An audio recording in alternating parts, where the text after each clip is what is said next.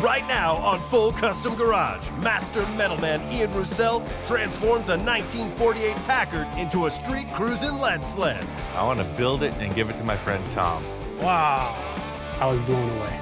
But Ian's goodwill comes with a price. It's not a Merc, it's a Packard. And this roof line is bunk. He got in deep with this project.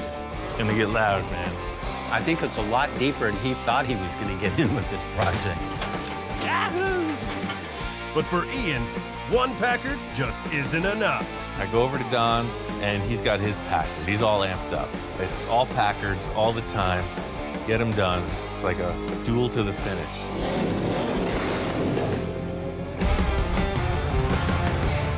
Yeah! A lead sled is an iconic American custom car. It's a traditional type of custom build. It started with the Mercs from 49 to 51, but you see people using the same formula on all different types of cars. That's the whole thing with a lead sled, is just trying to make your car an individual. I think that's really how it all started. So this is an evolving thing. I mean, it really happened in the 50s, but people are still trying new stuff today.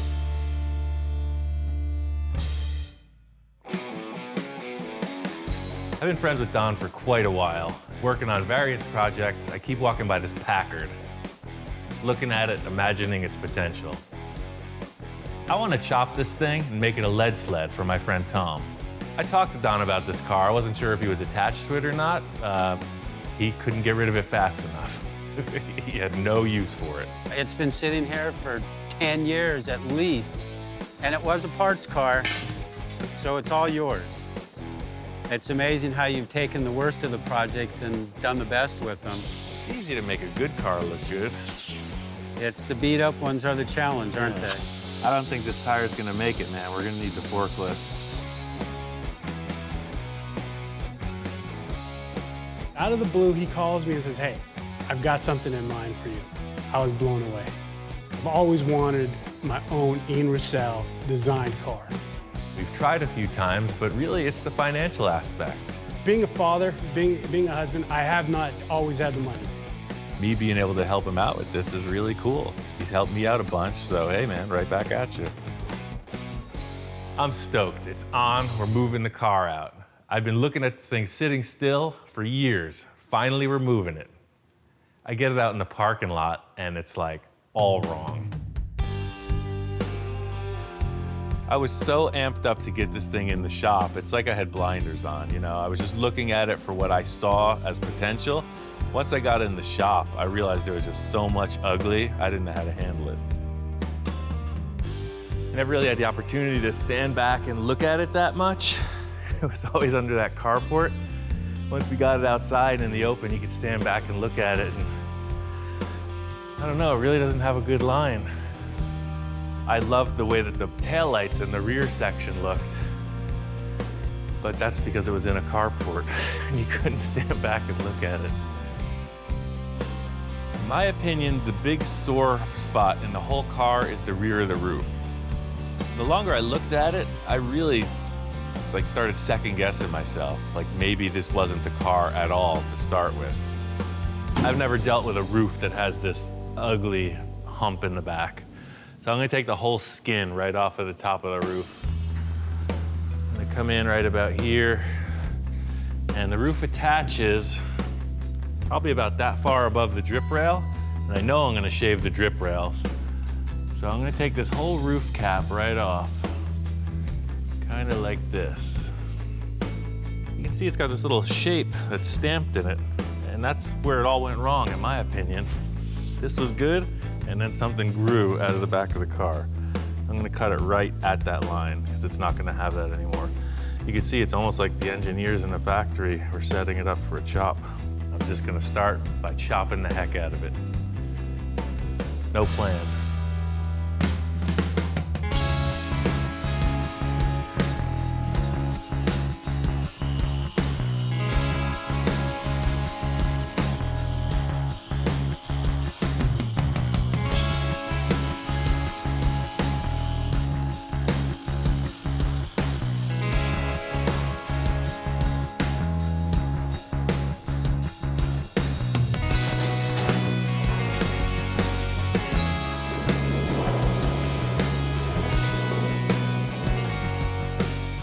I think it looks better already.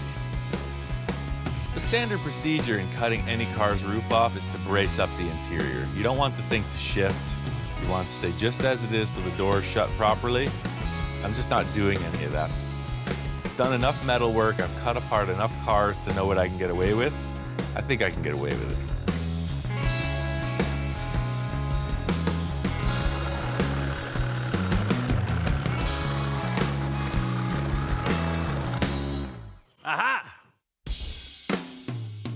Cutting off the top was the right call. Now I just got to figure out the roof line.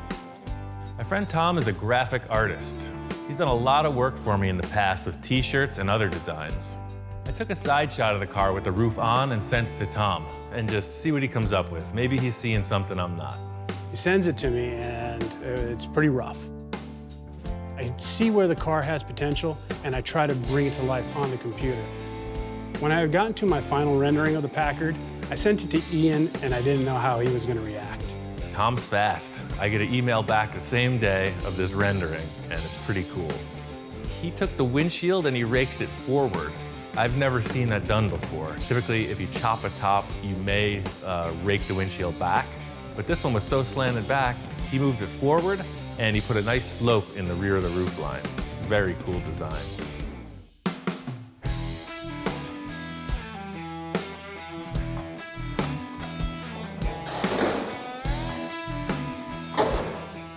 Just standing the windshield up like that, it looked like garbage. It was ill-fitting, but Tom's design looks good. I just have to make my metalwork follow his idea. These two templates came off of a 59 Volkswagen and a 51 Henry J. So you can see that their windshield angles are even more upright than where I'm at now with this Packard window. You can see how the side rails are really projecting upwards. So I'm just trying to make it look a little bit more like a Merc or something that's a little more popular. As I tilted the windshield forward, it was causing the center of it to dip below the cowl, the skin of the body. But the main problem I'm facing is these curves are designed to have the glass at the factory angle. As I'm raising it forward, the glass is falling down. You can see the huge difference. This is about where the factory glass sat, way back. Something about fixed metal shapes. When you put them in a place they're not supposed to be, it's just unforgiving. It's kind of a hurdle to make this windshield look right. I tried a couple different options. I took a couple shims and I shimmed it up, moved the windshield around to get it sit more vertically. For now, I'm just gonna let this sit here, build out all of the structures around the side windows, that way it has strength, and then later I'll bring up this bottom lip. Setting up a chop like this without any direction is kind of dicey, so I'm just trying to feel my way through it, and that's by leading off with this windshield and figuring the rest out. The window opening now, without the rubber, showing 16, so it's probably about a 15-inch window. So I think I'm just gonna take a third out of it. I'm gonna take a 5-inch chop. I think a mellow chop is considered about 3 inches. This is a tall, ugly car. I'm just trying to help it out. I'm going for 5. Crazy thing about this Packard is the A-pillars are almost parallel as they go up. They're always kind of triangle shaped. You know, they taper towards the top of the roof. This one was straight. Now we'll see how much the mismatch is. It's negligible. So it made the chop really easy. I have my sneaking suspicions that the Packard designers probably drew the car like this, and then it got changed. Restructuring this roof skin and the frames surrounding the doors, and that's the line of the car. This is what makes it. I want to take this arch out of the rear window. The same idea as removing that big bulge that's in the back of the roof. This is a pretty risky move. I'm really taking all of the strength out of the whole side of the roof line. But I want this look, so I'm making all these pie cuts in it. It's gonna stretch out the rear portion to make it more streamlined. This is really gonna define what the car looks like, setting up these door frame surrounds. It's also a structural part of the car, So I'm just trying to use what I have, make a couple splices, and just come up with a shape that I like.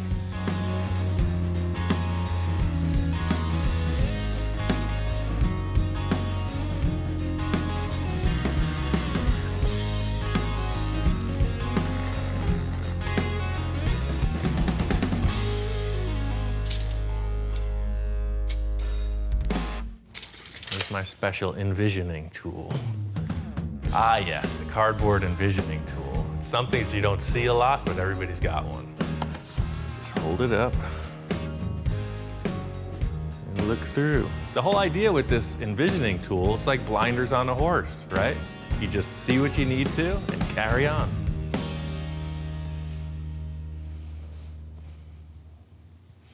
My job is done here. This car is getting a full new paint job. So once I got the look of the roof established, I wanted it all to be one color. So instead of painting it, I'm just gonna take all the paint off. Aside from that front driver's side fender, everything else is pretty much intact. Big problem with this car is it's crashed. The whole front fender is creamed. Don says he's got one in his yard that's a replacement, and it just might make this thing a lot easier to finish. I'm really happy with the line of these two rails coming back from the A-pillar. And the big question mark is how the roof skin fits back on. I'm liking how the sides of the car are coming out, but I'm gotta get this roof skin on. Thinking maybe the original one will work, even though I don't want to use it. I think I'm just gonna put it on there and just check it out. Once I got it back on in place, it seems like it'll fit, but it's still got issues. You know, it was designed with this big bulge in the rear, and I'm trying to get away from that. Don came over to look at the car because I think he's kind of sitting there being a naysayer. I don't see the envision that he does, you know? His creative mind is thinking, but my mind is not that creative. He got in deep with this project. I think it's a lot deeper than he thought he was gonna get in with this project. I'm really seeing the potential in this thing, but he's just not digging it. I got a couple tricks up my sleeve. I think it's gonna convince him. I'm gonna change the look once more. Ready? You ready? Go for it. This is the main part of what I don't like about the car is this weird bubble back.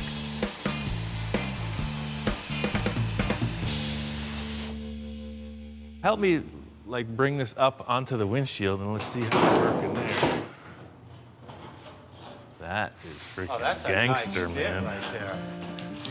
He's changed the body lines on that top so much. It looks like a Merc. The way the top has cut it now and laid that window back, it's just looking way cool. Thing really is just committing to a course of action. By splitting the roof and just refiguring it a little bit, all of a sudden the line appeared.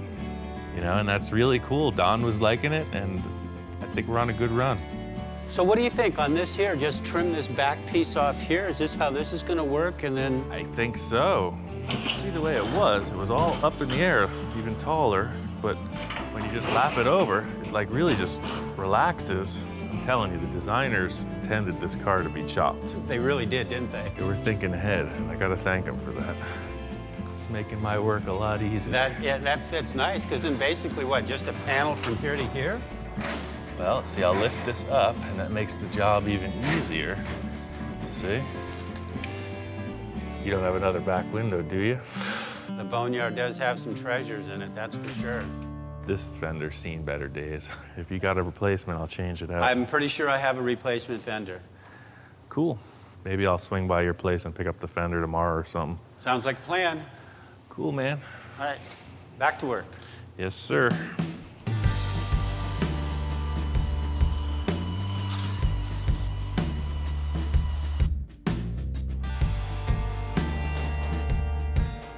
The roof skin fits, but it's all about refining it. It wasn't designed to be in this orientation, so there's a bulge that needs to be fixed. The whole thing about it is just metal, you know, make a couple cuts, reposition it, and problem solved. It's pretty rad. I just cut it, put it in place, and, you know, a couple little pinches and clamps, and the thing fits great.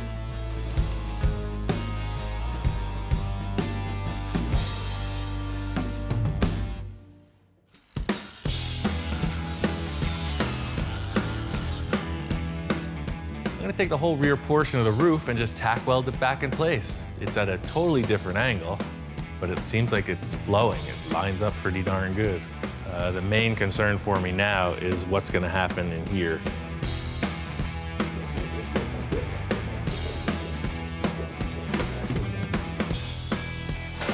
This last part of assembling the roof really is the line of the car. It's what I've been trying to improve on. And that's the issue. You got a flat spot. You got to work around that. And that's gonna be a challenge. So it's important that I make this sheet metal flow. It's gotta fit the car right. It's gonna get loud, man. I like to work fast and loose. Bottom line. I had this idea, I've done it on a couple other things. I just use a pneumatic hammer. I just rattle it real quick, just in a circular pattern, crisscross. What it does is creates a dome.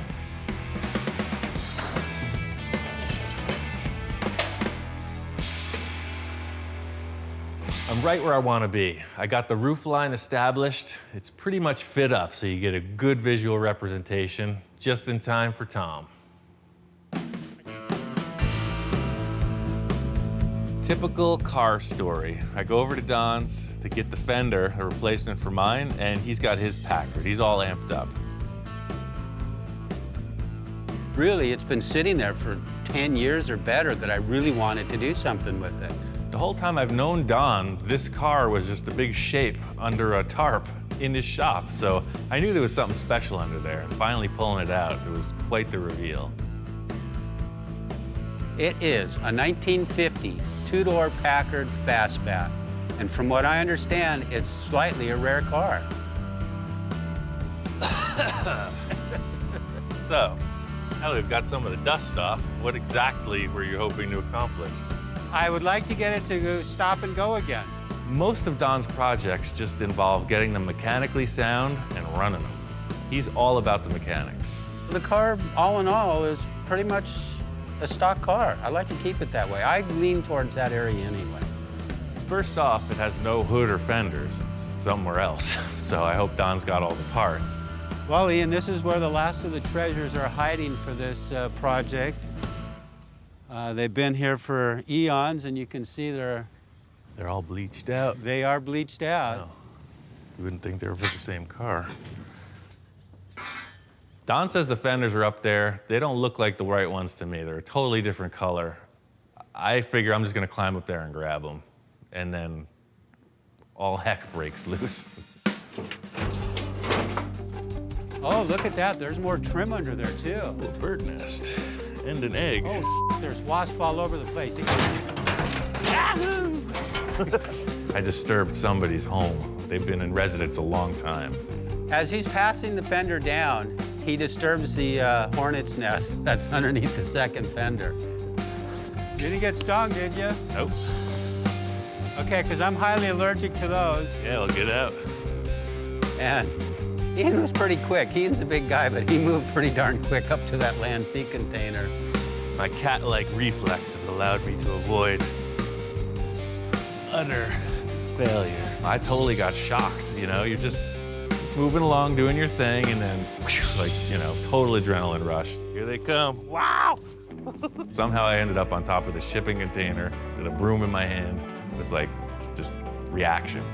Don't back up too far and fall off the other edge. There's one there on the Mustang. I got him. Right now it's self-defense. This is an angry swarm of insects coming after me, so I'm doing it pro golf style.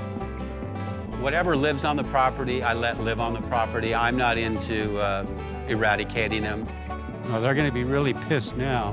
Don hops up on the rack and takes care of business, and that's fine by me. I knocked the hornet's nest out of that fender for Ian. He was still a little reluctant to get back up there to get those. I'll just hang out up here until the air clears. You know, we needed the parts. We couldn't have Ian stung, so that was the end of the wasp nest. Let's bring her on in. There's another one. From cars to bee wrangling. We got both fenders down in the shop, so it's like on to the next. Saving the paint's my priority. The fenders are a totally different color than we want. So my first assessment is I'm just gonna take some buffing compound and see what happens. Ian got real resourceful. He brought in that 3M rubbing compound and squirted some on the fenders and just took a rag and started polishing it. And I put it on there and it turned blue, like the rest of the car. I was surprised. It says it's Super Duty rubbing compound. You can see I'm rubbing. It's definitely doing some super duty. Pretty easy task, you know, I got Don all inspired, collected the parts, put them together, and I just get to rub out the paint job. That's an easy day on the job. I've spent the time when I got the car to get all the parts required for it, too. Packard just got a really unique kind of look. The grille is this strange little center chrome piece with these massive body panels surrounding it. So it's actually a pretty easy fit up because these fenders take up a huge amount of the car. There's like 4 main parts in the whole nose. Seeing the car all mocked up like this, it's just a cool, inspirational thing. I'm ready to put the engine in. Don had this engine from who knows where. Small block Chevy, most popular engine in the world, bottom line. I don't know the history about it, but he says it's a runner. We got the motor stuck in it, and it fit. With some cars, you know, say if you're putting a V8 in, say, a Ford Falcon or something, or a Vega, it's a real nightmare. This car's got tons of room, no real stress.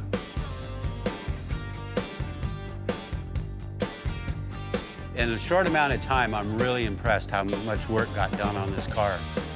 This is really rudimentary custom work.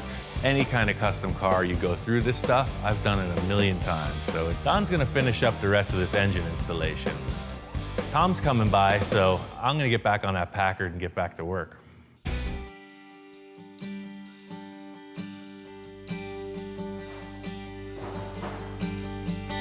Uh-oh, there goes the neighborhood. What's up, man? Wow. Got a car. This is the Packard, huh? Yeah, it wasn't like that 4 days ago, remember? So being excited about seeing this Packard underway, I gave Ian a call and I said, hey, I gotta come down. I gotta take a look at this thing. Being that I barely sent the artwork to Ian just a matter of days ago, I'm blown away at how much he's accomplished. I think Tom's really stoked. The roofline matches his drawing, I mean, almost to the T. So, I mean, what do you think? I dig it. It almost makes you wonder why it wasn't built this way to begin with. You know, that's one thing I've been saying all along. It's very cool to see another artist take my artwork and make it even better. And just putting it on the ground and chopping the top, he loves it. Now that I see it here in person, I like it as a 4-door. Do you like my lowering kit so far? What'd you do? Well, I lowered it, right? Isn't that how you do it? Yeah, you just took the wheels off? That's about it. That's one way to get it down. Yeah. So it won't be this low, obviously. I'll have to figure out what to do with the springs. I'm thinking about just torching the springs and putting some blocks in the back. Yeah. So we'll see. If this thing runs, then you're kind of ready to go. We'll make the brakes work and hopefully it starts up. Don has been pretty good about that. He's pretty mechanically minded and he says it runs. He had it running a few years ago, so. Okay, good.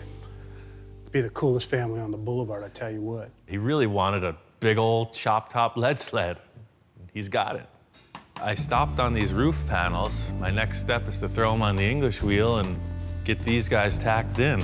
I got a way of doing things by myself, but hey, there's another body in the room. Get to work.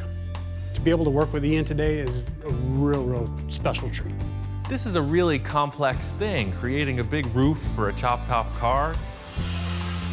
The whole thing is establishing this nice roof line. I want to minimize the amount of body filler in the end. So it's really just like push it, hold it into position, and tack weld it so it stays. You know, it's the stuff you read about in magazines. So I stuck them in the car and had them hold up the sheet metal. I would have to come up with a bunch of weird contraptions to hold it in place. Here he is doing it. He was pretty excited. Ian, in my opinion, is today's Ed Roth. Ed Roth was a wild customizer who was very innovative. Ian is just carrying that torch. What this thing does is it sucks the metal together so it'll create a little more of a dome. Ian likes to think outside the box, doesn't care about what anybody else thinks, and builds what he wants. So this is gonna crown it out a little bit more, as well as take away all those hammer marks. I'm really not that familiar with an English wheel. I've only used it a couple times. Eastwood had this really simple, portable one, and it worked out pretty darn good.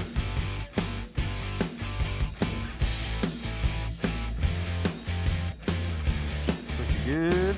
Yeah. Getting the sheet metal tacked in place, that's it. That's the car. The line of it's established. It's just a matter of finish work. If you like it, here we go. I'll put it all together and on to the next. It's a killer chop. We got the chop top nailed. It looks great. There's still a lot more.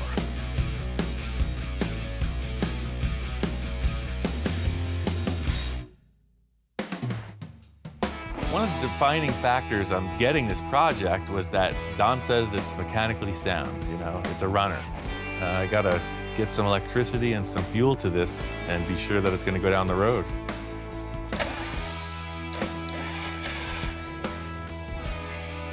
This car is ancient. It looks like an Egyptian tomb under the hood, man. Well, it gets spark. Something happened. That's a good sign.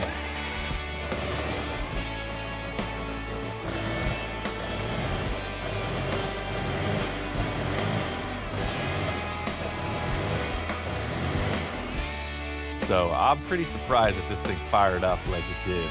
It purrs. It's an old engine, but it runs great.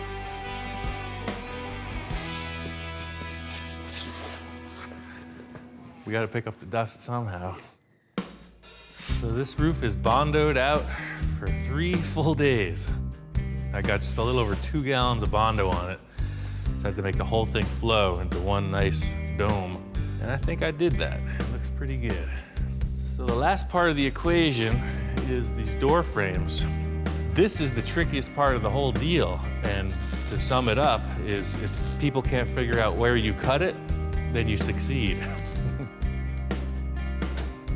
Just building stuff that you haven't done before, it's just the adventure of it, you know? It's like I want to come out successful in everything I'm doing, but also the spice of it is getting that agitation of not knowing. I was so bummed out when I started this project. I can't put in words how disappointed I was at the selection I had made. But I think this thing's gonna be all right.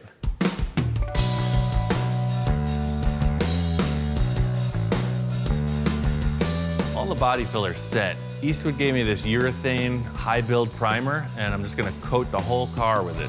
3 heavy coats, because it's a filler primer, and then I can come back and block sand it. This is the first time you really get to see what the car looks like. It's all blotchy, you know, Bondo spots, metal spots, different tones. So having it all in one color is gonna be really cool. Once I get this thing all one color, a good primer coat on it, you're really gonna see what the car looks like. And that's really what I've been looking forward to. This chop top is what makes the car. It's looking good. It's like a one-piece, one-color car now, but I gotta see it at ride height. One of the things from the start was how tall this car was, how high it was off the street. I'm looking to get a 4-inch drop out of it, easy.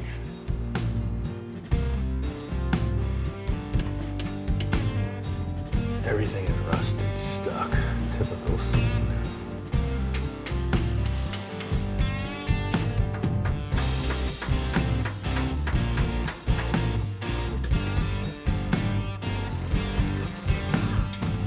Hate this part of the job. In case you're wondering how my nose got so rearranged, doing exactly this. No joke. The coil spring shot out of the car, hit me in the face. That's a big piece of metal that hit you in the face, huh? This is the old school lowering technique. Before there was all these fancy kits and airbags and yada, yada, yada, you would cut the springs or you would heat them with a torch. Those were the options. So I'm doing it just like they would have done it back in the day. So I started off by cutting just about 2 coils off, a little bit more. It's hard to say exactly what the drop's gonna be until it's installed back in the car, because the spring rate changes, you really can't calculate it. So I'm just gonna cut both springs to match and set them in the car until it looks the way I think it should.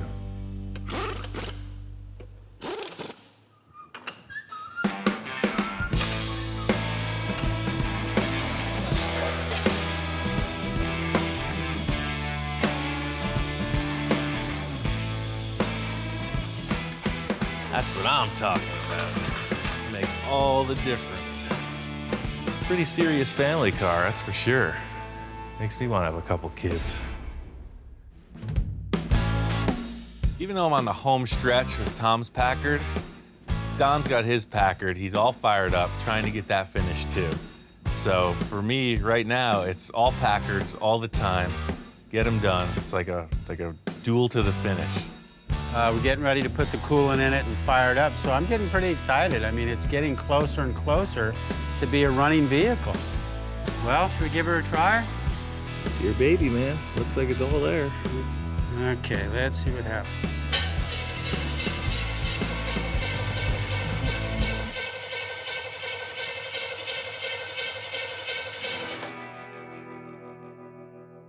It's not getting any spark.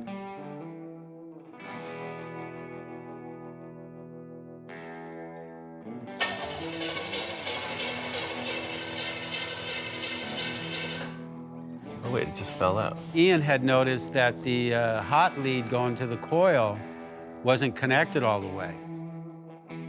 Try it again, man. I'm not willing to. You're not willing to throw in the accept towel that. yet, huh? I just said 3 prayers. 3 prayers. Okay, let's go.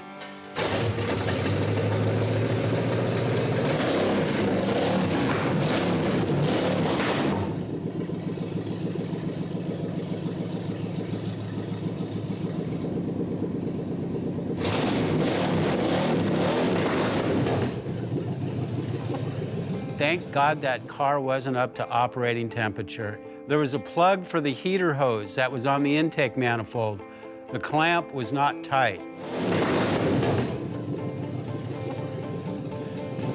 Yeah. We know one thing, the water pump's working real good. Wow. Wow. I'd say it runs. It was a simple fix. Put the clamp on it, put more coolant in it, fire it up, change the t-shirt, wash the coolant off. Well, are we ready to try it again? Yeah, I'm gonna stand over here. You chicken.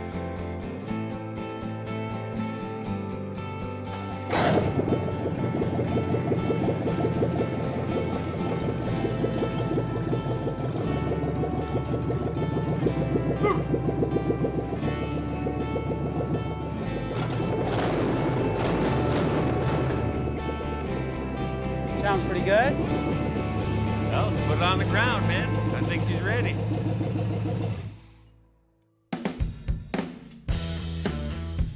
Ian was excited about pulling it out of the shop, cleaning up the mess, getting all the dirt off of it.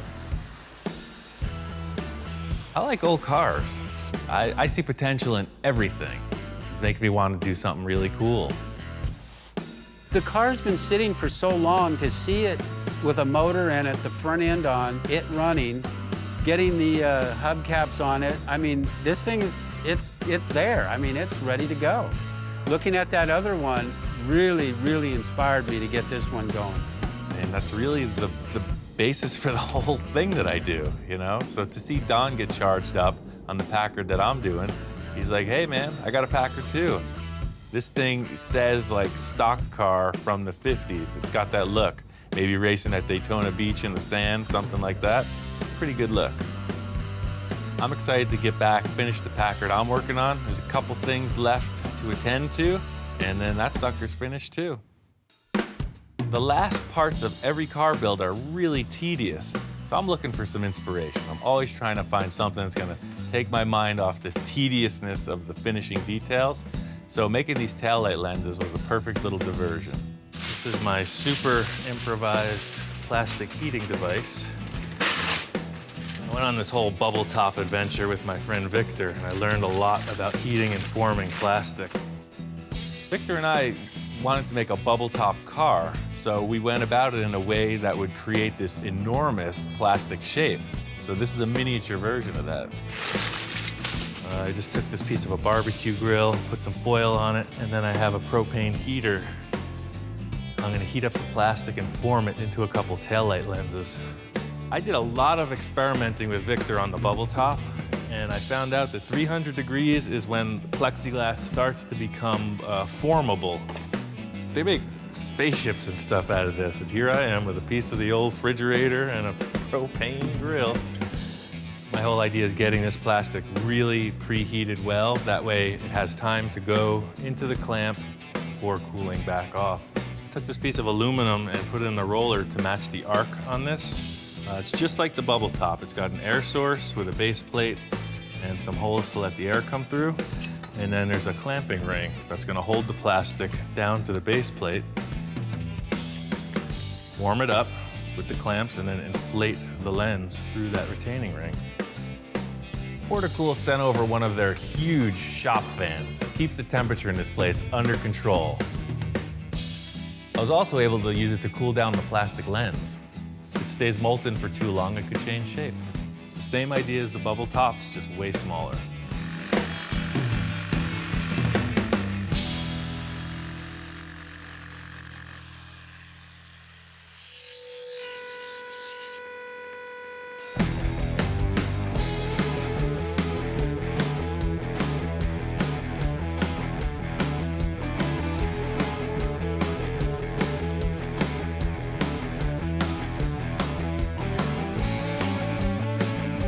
This thing's pretty much wrapped. I'm excited to see Tom's reaction when he sees it.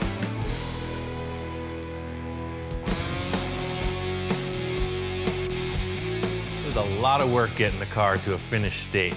I really busted it out. I can't wait for Tom to see it. So I'm really excited for him to check it out. It's like his idea come to life. We're ready, man. Oh, Check it out. oh man.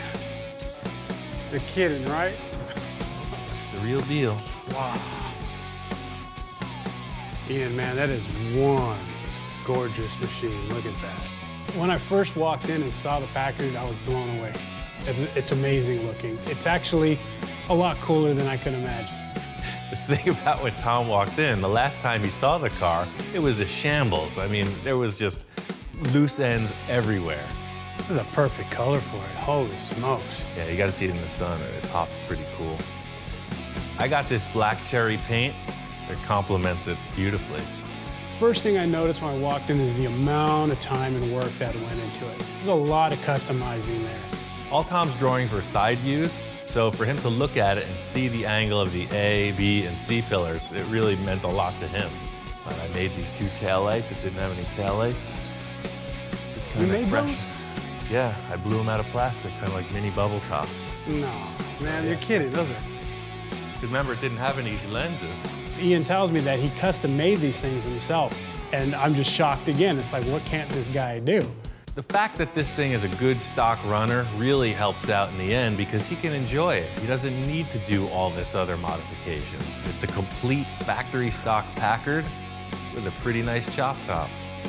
When I first sat inside the Packard, man, I couldn't help but feel, man, this is cool. I'm ready to cruise, man.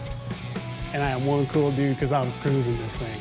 You want to go cruise? Hey, me and Sean Pound are cruising, man. This was a very emotional experience. We took that car out of the carport and I was angry. I was just thinking we were going in a bad direction. I pulled through, you know? I was really thinking about quitting a lot of times. Tom's drawings helped me, and then finally seeing the metal change shape is kind of what led me to doing the finish work right. There's one thing I've noticed about Ian. When it comes to customizing a car, is he's driven. He has something in mind, he sets a goal, and he goes for it. When we're thinking about where's the coffee, he's thinking about what do I have to do next to this car? What do I want to do next to this car? And he goes for it. The whole deal with this is I was trying to help Tom out. He's done a ton of work for me. The least I could do is return the favor. So to really push my limits as far as the fabrication and finish work, it really is just something to say thanks to Tom. It's really undescribable. I can't talk about how grateful I am because there's no words to express it. I mean, other than getting in there and cruising down the boulevard with a big grin on my face, there's no real way to express how just excited I am. It's a cool car and I cannot wait to show it off. This project is a great example of what I've been doing with my career. Just trying to be creative and push something further is what I'm all about. Just trying to discover new ideas. Keep the people happy, give them what they want, on to the next.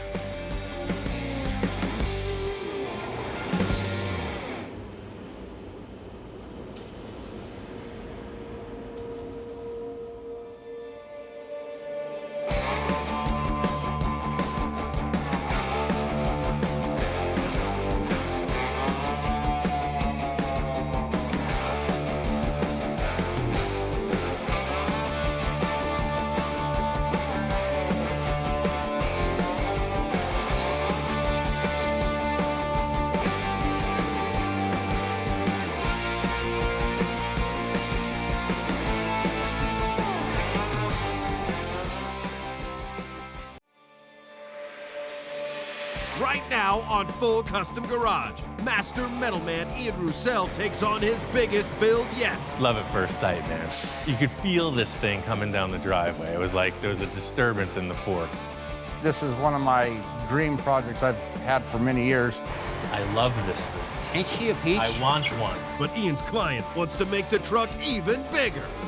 What? Count me in.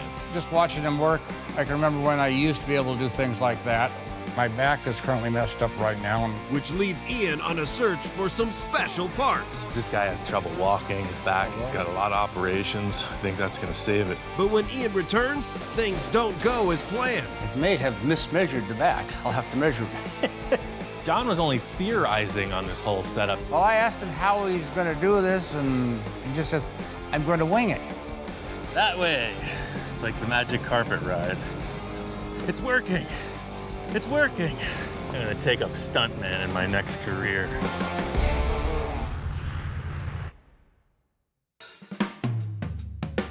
In Fraser Park, California, this fella, John, has got a big project. Of course, typical car guy stuff. We start with the Grand Tour. I'd say I'm a collector. I have a lot of international harvesters.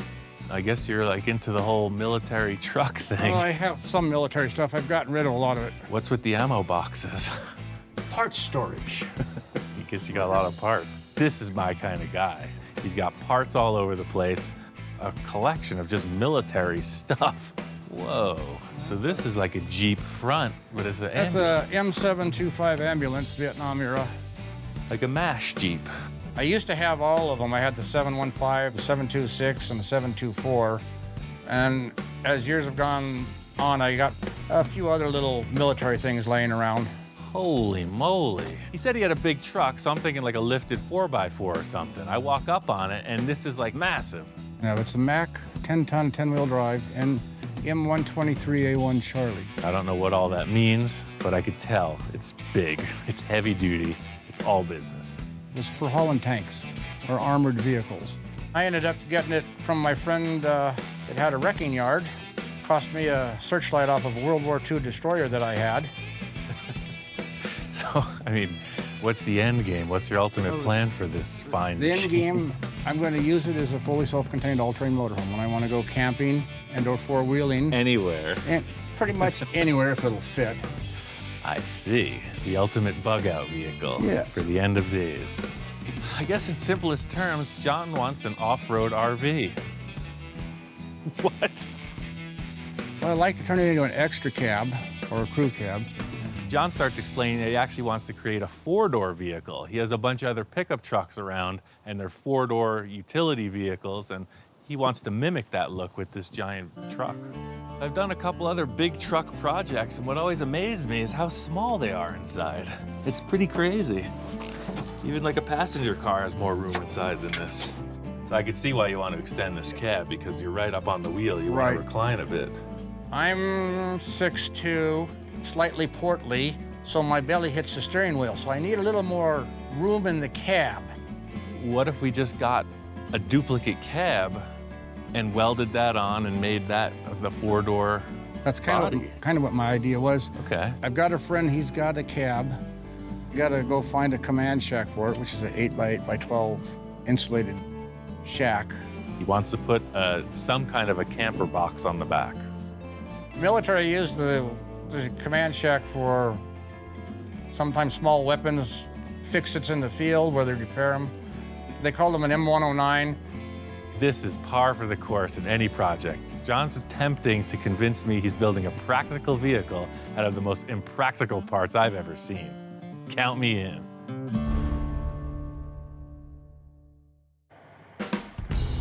John pulls in the driveway with this thing, and it is massive. I saw these stacks coming from a block away. It's cruising across the gate in the front, and it turns the corner. It's a freaking behemoth. Finally got it down here to Ian's shop. Drove good, no problems. Just bouncy, you can lose weight. It's like those jiggle machines or your bobblehead inside it, because the so-called spring seat doesn't work. It's love at first sight, man. You could feel this thing coming down the driveway. It was like there was a disturbance in the force. Holy moly! Made it down here.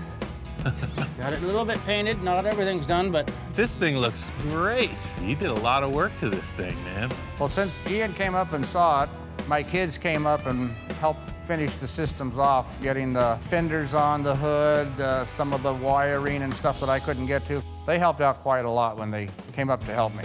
And you said this is a 900 cubic inch V8? 903 cubic inch V8 Cummins. Yes. It's a small engine. Yeah, I could tell, just like the rest of the truck. I had a feeling John was on his way because I came outside this morning and there's this big green box in the driveway and a piece of another truck, so I figured something was happening. So this is crazy. What the heck is this thing? Last night I had the 109 command shack delivered to his shop. Kind of surprised Ian because he didn't know it was going to show up. He comes in with this box that doesn't look anything like an RV as far as I'm concerned. Oh, wow. Small arms. What was this thing? Just a storage box? That was normally used for radio communications or... Oh, so it's like a workshop. So I guess what I'm mostly turned on to is this is all mil-spec stuff. You look at the box, you know it's well built. It's got hardwood floors, it's insulated, it's fully dialed in with electrics. It's a pretty cool choice. Well, this isn't what I was expecting, but I don't see why not. You were talking about a camper, but now I'm starting to get this vibe. But we have no doors and we have no roof. Also in the yard this morning, there was a big piece of truck. He was talking about making an extended cab, like a 4-door. All I'm seeing here is a piece of a body shell. So this is a duplicate cab to that? Yes. I tried to get you all the parts, but I came up with a cab. I don't have a roof for this, and I don't have any doors. I'm gonna have to locate some more doors for it, because the doors are the same as the ones that are on that cab there. Okay. I can see all of this stuff's gonna come together. My whole thing is visually, you know, it's gotta look cool. We could just stack parts and it'll look horrible, but it'll work. I wanna make this thing look as cool as possible. I think it's got some potential. Just seeing that truck in the driveway though, I'm ready to do anything to make this happen. We got 3 pieces. All we need to do is get one of them in the shop. It's supposed to be 10.5 feet from the top of the stacks down. If I measured right, it should fit in the doors. If it doesn't, it will make its own hole. There's no way this box is going on the truck in the shop, but if I can get this truck inside, it's gonna be way nicer. Always wanted to drive one of these things. I've been wanting to drive this thing since I saw it in his driveway. Here it is, I'm ready to roll. See, it's a little bit, it's not made for people of our size, really. Oh, you can get it. Made for teenagers, man. This thing is pretty raw. The only thing I can compare it to that I've ever driven is like a race car because it's very mechanical. You feel everything. The clutch on this thing is hard. It shifts like an old truck. I like it. I was just gonna turn this thing around and try to park it in the shop, but as soon as I turn the wheel, power steering. I'm gonna take this thing around the block a few times. Well, when he's driving my truck around on the lot, it looks really neat. I like it. I didn't like it when he went out and down the street because I didn't know if he was going to bring it back. This was a full adrenaline rush, you know, testosterone to the brain. Just driving this thing for a couple blocks, I wanted it, man. 900 cubic inches, that's all I have to say. You get that with a manual 5-speed, I don't care if you're going 2 miles an hour. I wanted this truck. Now I just gotta see if this thing will fit in the shop. Big outside. It looks bigger inside because it just barely fit. They're gonna fit? But it's just a little truck. I love this thing. Ain't she a peach? I want one. That's the test drive. I'm sold. I'll take it. I'll build you 9 cars. I will sign off. I'll build you 9 more cars if you let me have this one. No, mine. It's my little baby. This is one of my dream projects I've had for many years, and my wife would probably kill me if I came home with 9 more. After being able to drive this, all of a sudden I got a whole new perspective. I'm ready to rock this thing out, man. This is cool.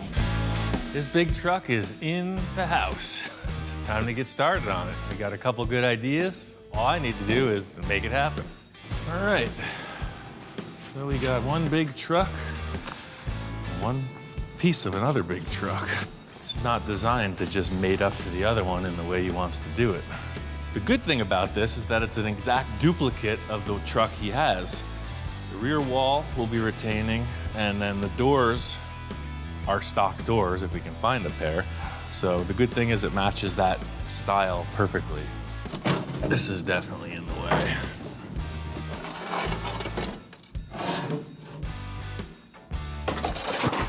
So John's son said it was a terribly uncomfortable ride down, and now I can see why. With John's back like it is, I don't think this thing's gonna fly. Even if you put a lot of nice cushy upholstery on it. This is just an old design. I think we're gonna have to come up with something better. His main goal here is to be sitting a little bit further back through the back wall that's existing. So I have to cut that out. And then there's no more support structure for these. So next step is that these exhaust stacks are coming off. From the minute I saw the truck, the most ominous thing on it was these 2 exhaust stacks. And to cut them off is kind of going backwards in my opinion. I'm not fully committing, but they do need to move for right now. These are so cool looking, but they're in the way of this modification. We're cutting the back wall out, and that's what these things are attached to, and they're kind of in the way of getting in the back doors. This is some heavy military equipment. I'm not even a gun fan, but after driving that truck, it started to feel like Rambo. Not only were they cool on the truck, but they're even cooler in hand. You know, they say a bird in the bush, that type of thing. These things make good-looking faux weapons. If we don't use them on the truck, I'm keeping them. Every time I wake up, I'm back in Saigon. Looking over the truck, I realized that the whole roof unbolts. I have seen these without roofs, and now I know why. They pop right off just like a Jeep or a Ford Bronco. Just a bunch of series of bolts, and it comes off in one piece. This roof is way off the ground. It's gonna be tough for one person to take it off, but I got a couple of angle irons that I'm using for the rocker panels. I'm just gonna make a slide and slide it away.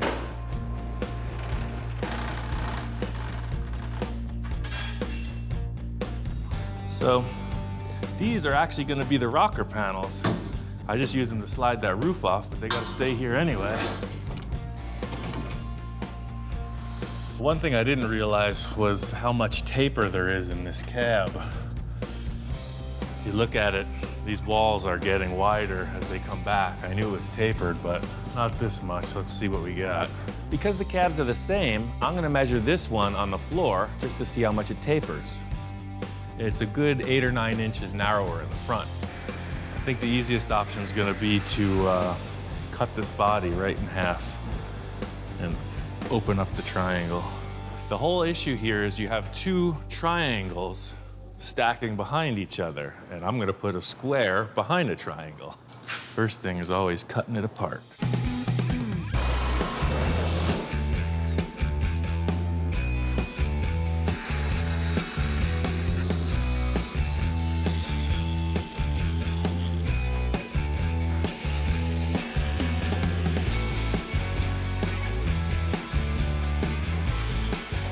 Typical story of the butcher in the meat market. He knows how to cut the cow, I cut the car. So I cut everything away that holds this triangular shape in place, and now I can just swing the walls out independently, and the triangle becomes a square. I need to figure out what the taper is in the rocker panels on the existing cab. So my thought was I'm gonna take these big rails, line them up where they're gonna mate to the existing rocker panels, make a few marks, measure it out, and transfer all that down to the floor. The primary purpose is that I'll be able to measure and cut without crawling around under this truck.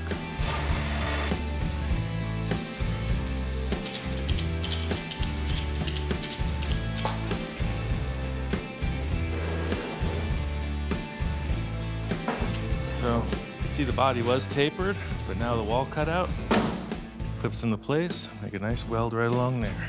John has a long wish list, but none of it's gonna happen without this cab on the truck. It's a big part, and I gotta get it in place. So John's coming in tomorrow. I think I got a good preliminary start on this, and this is ready to show to him. I bet we could put this body up here tomorrow. Just finish up the last part of this welding. As I'm putting in the last tacks, here comes John. How are you doing, sir? Aha, he's back. I ran through the scenario. I built that big subframe, got it attached to the body. I explained everything I did to John, but it's still all up in the air. I didn't double check. I did one quick measurement, threw it on the floor, and I'm putting it on the truck in front of the client. What could possibly go wrong? Ian gave me a call and wanted me to come down and see the progress on the truck, and think he's gonna put it on today while I'm here. Pretty much ready to take this cab and put it up top. I got some big extensions for the forklift. I think we could just drive it right on and plug it in. Excellent, because I'm not gonna lift it. Just watching him work, I can remember when I used to be able to do things like that. Now I don't even want to try to do it. Don't need to hurt myself.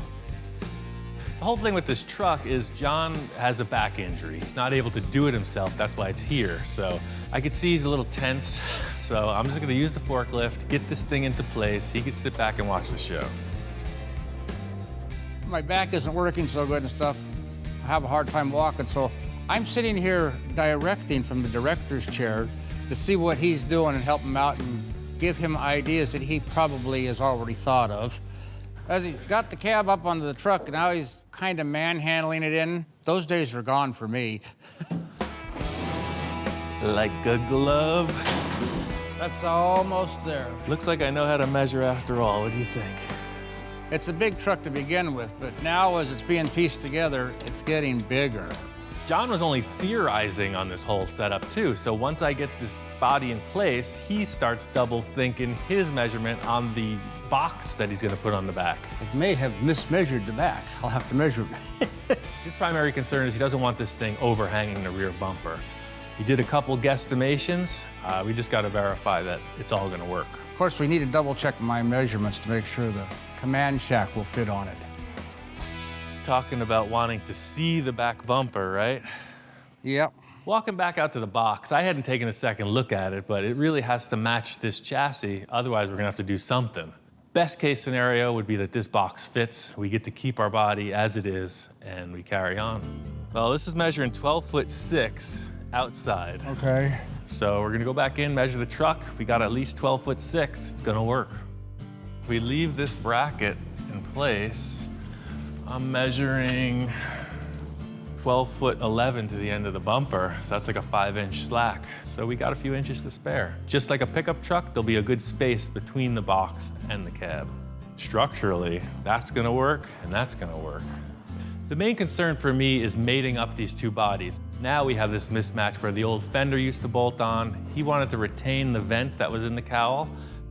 I was thinking just wanting like making this a solid wall. Bring it up the top. What if you just framed up 2 sticks and put a window in place, just a solid mount window? As the two cabs are coming together, he explained to me how he was gonna put a window in there or just leave it a flat metal plate. So see if we just sheet straight through, leave the vent, we'll cover all this straight through. And then if we have a fixed window right there, it makes it look a lot more open air. You still get the support. And then when you're sitting in your driver's seat back here, you're not looking at a wall if you turn your head. That's a good idea. Excellent. That'll work.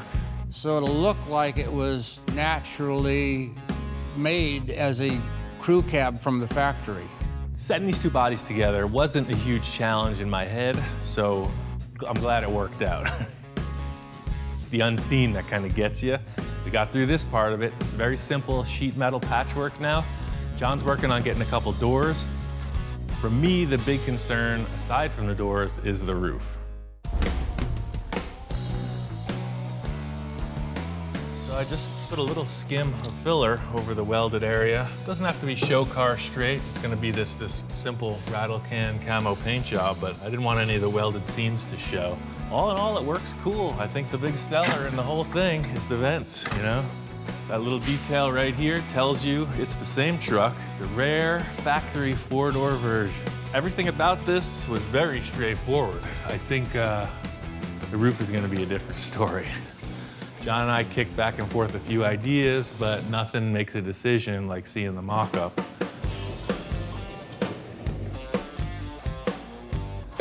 So, in the industry, we call this the roof holder-upper tool. So, not only do I have to repair this dent, but I gotta change the profile of the sidewalls. And I don't think all my martial arts experience in the world gonna fix. Oh, look at that. It's almost perfect. What do you think, Hellhound? Is it gonna work? Just like the other projects I've changed the roofs on, this is a really hard shape to make. Thus, our blueprint will begin. The thing is, you almost can't use this because the taper is now different. So to just splice in a small sheet, it's probably just easier to make a whole new side profile and top skin. All through here, this is enemy territory.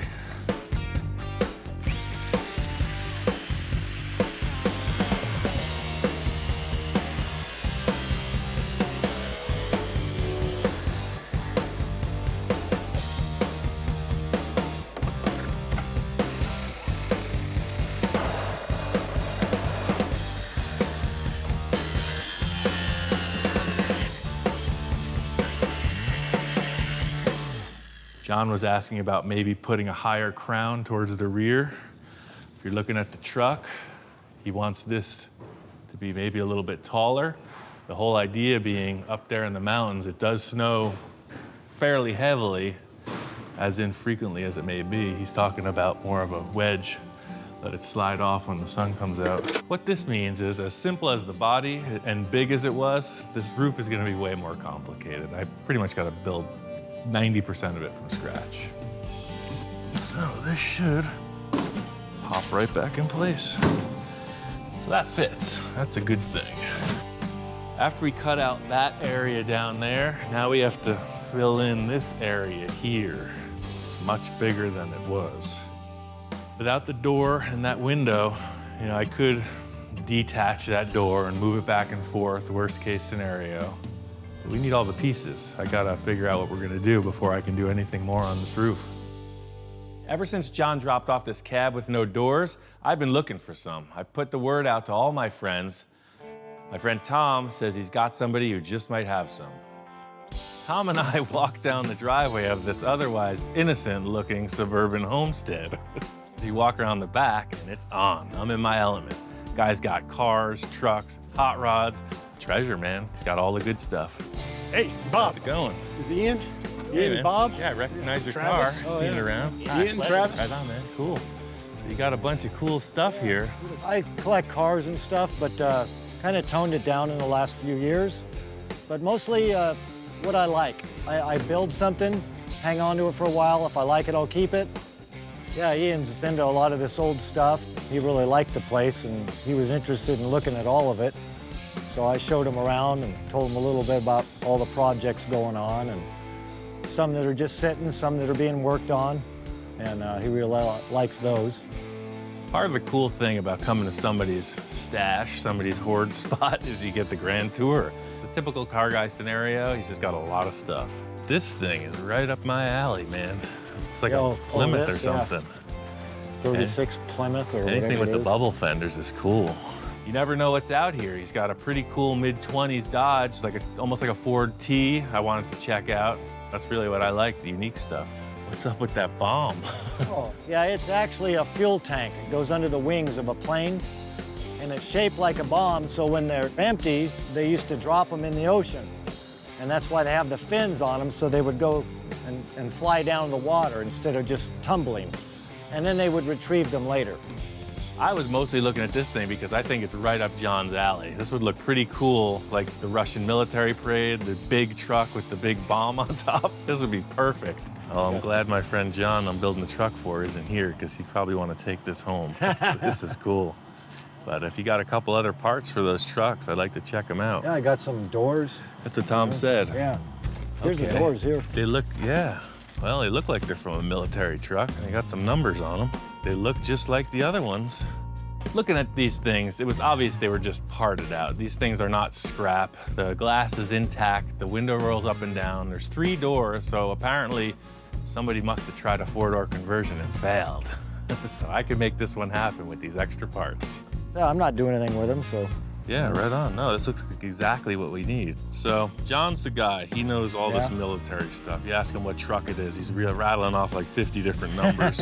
So I'm gonna send him a couple pictures of it, and I'm sure he'll give it the yay or the nay. So these doors have some numbers on them. I'm not sure what they mean. I'm gonna send him some pictures. He'll know if they'll work. So he's not getting back to me, but we kind of need a seat. I've got seats. They're in the shed here. Most of my friends, their places look kind of just like this. Yeah, good. Just a lot of good stuff. Yeah, it's fun. Bob's like, well, shoot, I got tons of seats. I guess he's got a whole bunch of stuff in this shed. Bob opens the door, and I'm looking at these seats. They're kind of like Recaro style. You know, they look like something that you'd get out of a catalog, mid-'80s. You got the velour finish on them. In a pinch, I'm sure they'd work. We need something a little more commercial, something that are heavy duty. Well, what's that one? That looks more like a military seat. But these have airbags in them. Yeah. Well, that might work. Actually, I got them from the same guy I got the bomb and the doors from. And they're suspension seats, so he says, oh, these are gonna work really good. These things are buried in the corner. We take them outside, and I'm looking them over, and it's exactly perfect. It's almost identical to what John has in his truck, but there's 2 of them. They're on airbags, and they're like new underneath. Because this guy has trouble walking, his back, Oh, really? he's got a lot of operations. I think that's gonna save it. Well, you need something like this in a truck like that. Bounces around Yeah. like crazy. I took a picture of the doors for him, but I'm not telling him about this. It's gonna be a surprise. He's gonna totally dig Oh, these. good. Yeah, This cool. is perfect. It's like the lifesaver scenario. Well, I'm glad you can use them. Oh, my phone's beeping. John was probably deep in his library doing research for the past 20 minutes, but he's convinced these doors are gonna work, and I think his word is good. It was nice that Ian could use this stuff, and like I said, I wasn't doing anything with it, and anytime I can help somebody out with stuff, I do. I'm excited to get these to the shop and surprise John. So I got the 2 cabs welded together. It's looking good. John's coming in today. I got the doors. I'm not even gonna tell him about the seats. That's kind of a surprise. I just want him to come in, see what's going on, you know, feed him little pieces at a time. Look what I got. All right. Hysterical vehicles. Hysterical. Oh, upside down. Well, that's all right. When I first came in, I knew he was working fast, but I didn't know he was working fast. I got some work done on the cab. I got the roof started. Yeah, it looks really good. Yeah, we just needed some doors to wrap that up. Perfect. Yeah. Now I don't have to look around as hard. Glad that he got the doors, was able to find them, because they're out there. They're just kind of hard to find. He was really trying to come up with some, and I guess the guys who want them want to hold on to them. So it was cool that I got them. It's going to really help streamline the process. Now let's see if them doors are going to fit. I'll push this up against the truck. You get out of the way then. We go to put this thing on, of course, right away. I'm expecting the worst, like it's not going to fit. No, these hinges are all ganked up. You want a little hammer to tap it in? Oh, there you got it. Almost there. Yeah, these have just never been put together. Stubborn. All right. Emergency persuasion was indicated. That part worked. Hey, All right, whoa. yeah, door gaps are good. That's good. All we have to do is loosen up the hinges, align them, and it popped right on. It was the right door for the job. Window rolled right up, and the door latched tight. Ah, that looks really good. Now it's looking like a truck again, a big truck. If you're cool with just letting me go on that window detail, I can build that out. But what I really needed your input was how much you wanted that back of that roof to come up. Okay. Since John wants this thing angled up in the rear, that's the first thing we need to mock up, is exactly what the roof pitch is gonna be. So, a couple envisioning tools, couple stacking blocks, and we're on to the mock-up. When we started talking about the roof, Ian and I didn't really want to have a flat roof, and Ian came up with this idea of matching the roof to the contour of a portion of the front hood. Well, what I'm seeing, style-wise, see how that hood does that little detail? Yeah. If those two angles kind of flow together, like if you were to put, this is one of my envisioning tools. You gotta squint one eye and then you take a lean. So if you look at that angle, Right. and you transfer that angle to the roof, so I think that that has to come up about 6 inches minimum. Yeah, I think you're probably right. There's like this cool curved angle in the hood. I think I'm gonna try to translate that to the look in the roof. Yeah, that looks pretty good. You have to come down and look and see if you concur. That's the way I do it. Take a bunch of sticks, stand back, look at it, and if it's good, we go forward. Now, I think that angle though, see, even from here looking at that, and then look at the brake on the hood, more matching what's going on the hood. This detail is a subtlety. It matters to me because I'm trying to make the coolest truck ever. And that's what you gotta do. What are you going to use out of the original roof? Just the two ends that are up there after you cut it? Those compound curves at the back corner are really hard to make. Okay. So I'm gonna use those, and I'm gonna use the detail with the weather strip that goes to the windshield. The main thing I'm trying to do here is just establish some kind of a strong base that we can build off of. Extending the cab means this roof is pretty darn big. It's about 24, 25 square foot. So I need to build a structure that's super strong. It's pretty simple in concept, but the actual layout is pretty complex. The sides have to be parallel. The whole roof surface has to be smooth. You don't want it to look all freaked out and wavy, and that's really what this inner skeleton dictates.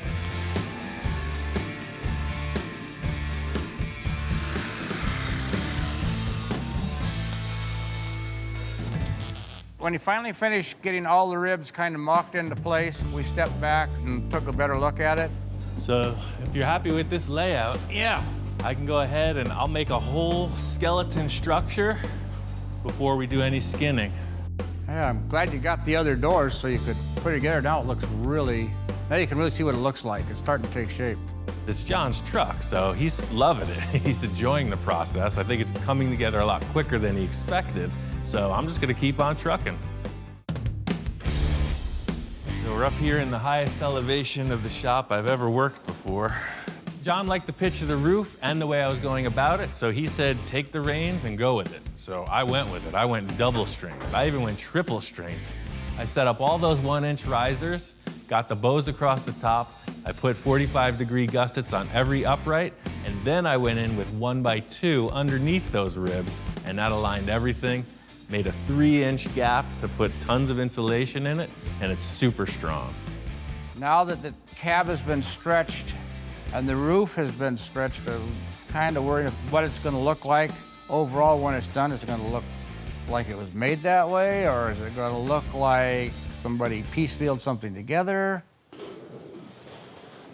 The center of the roof is super simple. It took about 10 minutes, just cut them, screwed them in place just to hold them. The sides are a different story. I want to see how he makes the nice curves in the metal so it will look like it was made that way from the factory. How are you going to make sure the radius is correct on this? Just like everything else, I'm gonna wing it. The least measuring possible and the most inspiration yields fantastic results. But I will take 2 measurements. See that? We know the curve is gonna start about 11 inches here, and it's gonna start about 5 inches there. And those are the only 2 marks I'll use. One time through the roller, it'll be a perfect fit. Well, I asked him how he's going to do this, and he just says, I'm going to wing it. So I'm going to watch how he wings it. So we're here. We're coming in through here. We got the 5. We're gonna come in. We're gonna curve this like that, right? Okay. Left, right, left, right. Straight back through, and on the truck. The hard part from what I'm seeing is how is he going to join the side, roll the metal, and have it join onto the roof itself? Oh, each time you tighten it up, it'll make the Redo the curve? A little bit tighter. Okay. But see what I did? I've only tightened the 11 side. Uh-huh. See, it's almost at a 90 degree. Right. It's almost at a 90 degree, so it's a section of a cone. Okay. Well, that came out good. So it's a little imperfect right here. Not really measuring. Just trying to make it work. He rolled it looked really nice. And he slapped it up there and it fits. It looks good. It looks like it was made for the truck. Of course, you know I'm learning all your trade secrets. The whole thing with this little skin mock-up thing is to get a side profile of it. And what's gonna complete that is the rear quarter. There's that extension that comes up above the rear window. It's about an 8-inch vertical rise. The trickier part is the corners. If I tried to make this in one piece, it would have been a whole bunch of nonsense. I'm gonna split it up just like I did with the sides. It's gonna be way easier to fit it in that way. I noticed he saves a lot of parts out of what he was using off my cab. Some of the corners he had to use. I always try to reuse the toughest parts that I would have to make. So this compound curve, if you think about it, it's a bowl. It's a big dome shape, and doing that requires a lot of stretching and shrinking, a lot of finish work. I'm gonna minimize that by using it from the old roof because it looks perfect. He took an 8-inch piece of metal and he rolled it into a giant donut. And then he marked out the number of inches he needed to do 2 corner sections, cut it, put one corner on the driver's side of the cab to make sure everything fit, tacked it in place, and it fits. He knows what he's doing. Kind of an artist at work. That was the savor of the game, because to build those 2 corner pieces would have kind of been a big task. Might ended up using the dog bowl or some other non-traditional approach. So this is the primary layout. Just like with the skeleton, I want you to see how the skin was. If you're cool with that shape, how it jogs, yeah. you know, all these lines will be trimmed back. This is just the generic layout of how the skin will fit on the skeleton. I'm good with the way it's going. It's looking really nice. I like it. Gives the truck a really aggressive nose-down look, and I think it's cool. Can't wait till you get it done. Feeling really good. The way the roof is coming together, the way the whole truck's coming together, and how fast he's doing it. I'm having fun watching. There's a few more details I gotta get to finish up this truck, but before I do that, I wanna get the truck outside and put the box on. We made our measurements, but I've been wrong before, and the whole thing is trying to pull it out of this shop in one piece.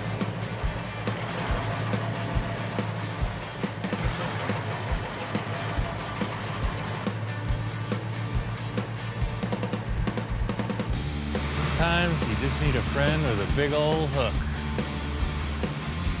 Oh yeah, there it is now. Put in a request. This is a huge task, but luckily, I got friends in high places. The crane saved the day. I can't lift this box, and I don't really have anything to lift it up that high, so without Leonard, we were stuck in the mud. The cool factor is this box was made to be lifted by a crane. So it's got these mounting points already put in. There's D-rings in place. Simple process of slinging it and lifting it up. It's hard to know how much this thing weighs, but gauging by Leonard's experience with his crane, he's estimating to be 2,000, 2,200 pounds. That's like a small car. That way. It's like the magic carpet ride. I've been waiting my whole life for this. I've always wanted to take a magic carpet ride, and I guess this is as close to it as I'm gonna come, so I'm gonna take full advantage of the moment. It's working. It's working.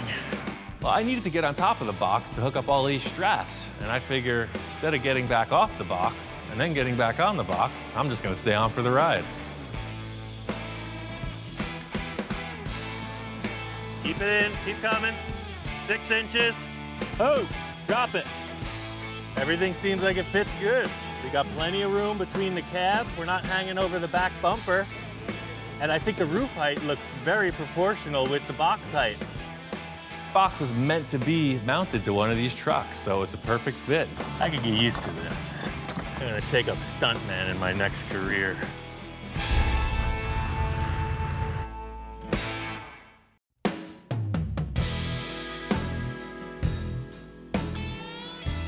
The good news is John's truck is finished. It's looking good. Bad news is he can't be here to check it out. He's in the hospital. He had to have emergency surgery. His back hasn't been very good through this whole ordeal.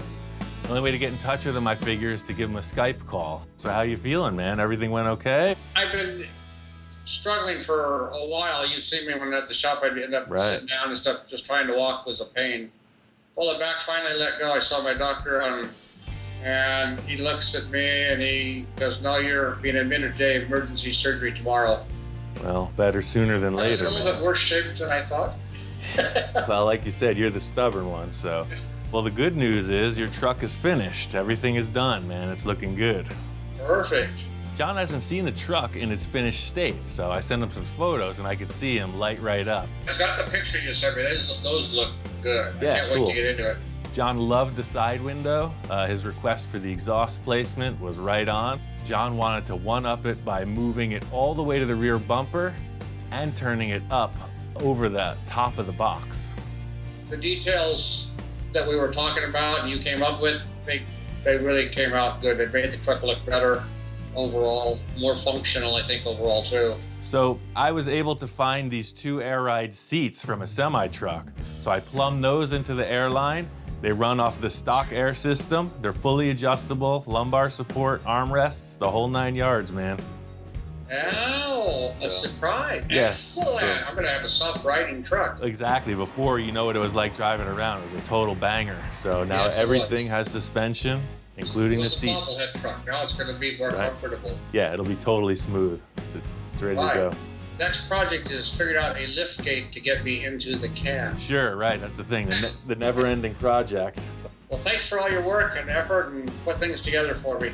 I can't wait to get there. I got to get better so I can go check out my truck. That's it, man. We'll meet up whenever you're ready. It was good to get this project completed for John. This was, one of those bucket list things. He had this thing on his mind for a long time. I think it's really going to give him some inspiration to get healthy.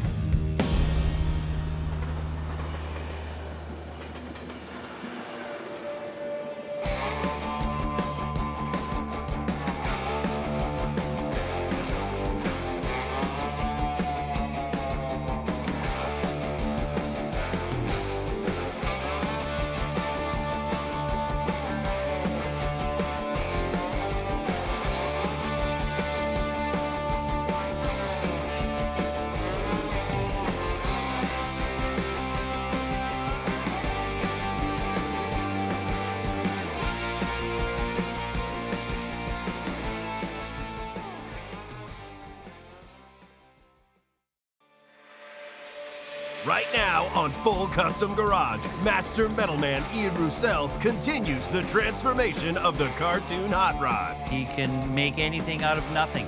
Back of the cab opens. It wasn't supposed to be like this. Our plan was here.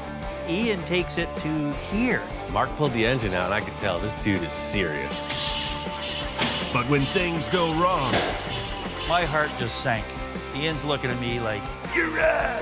and with his client out of the game, Ian switches the lineup. While Mark's gone, I really want to surprise him. I want to make some progress on his Henry J. I leave the guy for a day and a half, and I come back, and bam, truly amazing. With the team back together, it's all hands on deck. Mark is out of his mind. Johnny is totally charged up about this. There's sawdust everywhere. There's parts and pieces all over the place. We're in the trenches.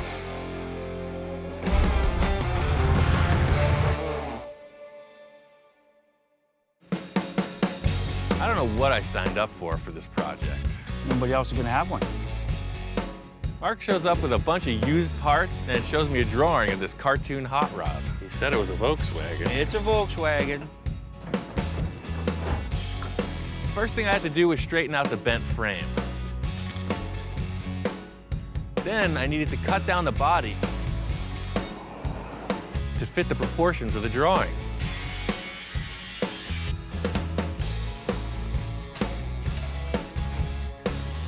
And reform the entire roof.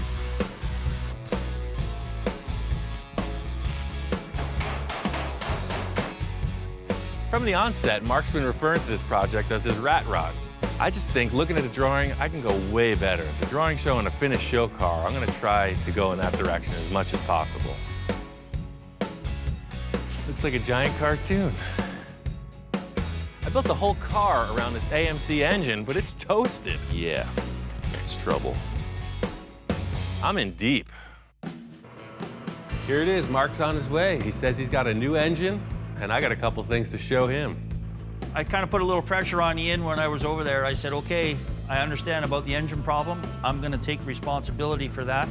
I'm gonna get you a new one, and I'm gonna personally drive down there and bring it to you. Is that record time or what? Oh, I tell you, man, how you doing? This guy surprises me. Flies in to Canada, he gets in the truck and drives down to Los Angeles. It's pretty ambitious. I guess you're in a rush. Oh, man, it was get her done and get her down here for you. Nice. I'm pretty excited to show them what we got and to see the body in real life. Now, you ready for some bling? I got a little bling for you.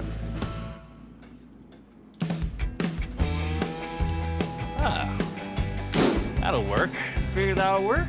That looks just like the engine you brought before, but this one is nice. This one's out of a 1966 Rambler Ambassador. It even matches the paint color. That's cool. Mark pulled the engine out and I could tell this dude is serious. That's definitely the same transmission. I think this will just bolt right in. He's really dialed this engine in. He's all about getting it here. So I'm gonna show him what I've been up to. As soon as you said you were gonna handle that engine, I got real serious. Holy, are you kidding me? He rolls out this body. Not only is it body work done, it's frickin' painted. Oh, man. Mark was stoked. He saw that blue out in the sun, metal flake shining. I don't think he was expecting me to go that far with it. He was talking about a rat rod. I don't know, this doesn't look like one to me. This is not a rat rod anymore. This is a frickin' show car. Wow. I had Johnny send me some vector images of his graphics. He just did a computer-generated thing, and I had templates made at a sticker guy. So it's actually his 5 artwork. It's killer. Like, you nailed it. Mark seemed genuinely impressed. I don't think he was expecting it to be that nice. I made the back window open like this. The back of the cab opens. That's just freaking awesome. You're kind of turning me into a Volkswagen guy, you know? This is number 2 for me. That could happen to even the best of men. First vehicle I ever built for Mark was this radically chopped VW Bug. He's been a fan ever since. So the good news is we got a great looking engine and we have a great looking body. There's still a ton to do. I'm not gonna believe that engine runs till I hear it. To prove myself, we had to get this motor in this frame and fire it up. Mark's really into this. He's been shopping. He says he's got some rims and tires. You've created it so much like the drawing. Cool. I had to come through. Plan B has arrived. Yeah, you definitely stepped it up on this. Let me show you what was going on with the other one. All good intentions aside, he sent me a bunch of rusty junk. Yeah, wow. This engine was not usable, and it's great. He backed it up. He brought in the fresh heat. I gave him a quick rundown on what went down with the chassis. He knew I had to modify it, and he was really excited that I made the decision that I did to shorten it up and lower it. Good choice, as usual, you know. I think as long as this engine couples up to the drive shaft, then we win. All right, well, let me grab my tools and Cool. Let's get started on this bad boy. The biggest problem when the engine scenario first came up is that we had to find an AMC replacement. At this point, we are fully committed to this engine. The notch in the body is tailored to these cylinder heads and the location of the distributor. They have an enclosed drive shaft, but there's splines on that have to line up with that. So now we're not sure if the 65 model would line up with the 66. Who frickin' invented this? Don't put your fingers in there. No. I learned that the hard way. Oh, there we go. Okay, yeah, lower it down. I guess she'll come together. Here we go. You know what? This thing fits like it belongs here. I think Mark is really up to something good. Aha! There it is. There it is. Fits just like the other one, sir. You got just enough to put a finger in there. It's exactly how the other one fit, the same. You know what, Mark? You're all right. I take back everything I said about you last week. Changed my mind. Man, that looks good. It's like a show car, sir. Oh, yeah. Now, if it just runs, I might win a couple more brownie points back from you. Yeah, it's all fun and games now. Let's put some electricity to it and see what you're really working with. Having an identical engine was really a saving grace. The engine fit perfectly. It was a perfect bolt-in. It looks great. I just need to see it run. Just to get this thing to fire, you know, we hot wired it. Set up a fuel pump, put a couple wires to the starter and the coil, and I just want to fire it off, see what's gonna go on. Prepare for Operation Vacuum Suck. Okay. What do we got? Where's the plus? That's the minus, that's the minus. We're off to an awesome start. We got nothing. Guess what happened? Nothing. Strike two. Here we go. Mark's off to a record start. Well, the pump worked great when you took it off, right? Yeah? Yeah, your track record, man, is like... Hey, gotta have a little bit of drama. Uh-huh. Did I hook up the wires wrong? Nope, sure didn't. That's not part of what I do. Come on. Uh-huh. He started off with a bunk engine. Now he's got a fuel pump that doesn't seem to be operating. My heart just sank. You know, okay, the fuel pump's not working. Ian's looking at me like, really? It's a typical simple thing, you know, those fuel pumps, when they sit around, they tend to not work again, and that was the case here. I'm gonna take care of you, don't worry. You got plan B for plan B? Yeah. He had one, so we moved on to installing his electric fuel pump. I know the suspense is really getting to you. You're on the edge. Is that tight? There's one last thing I'm gonna give you before we start. Here you go. That's how much faith I have. Now this is a different coil too, so. But I do use have this the start. old original one. Oh, just one thing, just one other thing Just I one- have to mention besides the fuel pump. You ready? I'm ready. And this one day at band camp. I'm ready. What could possibly go wrong?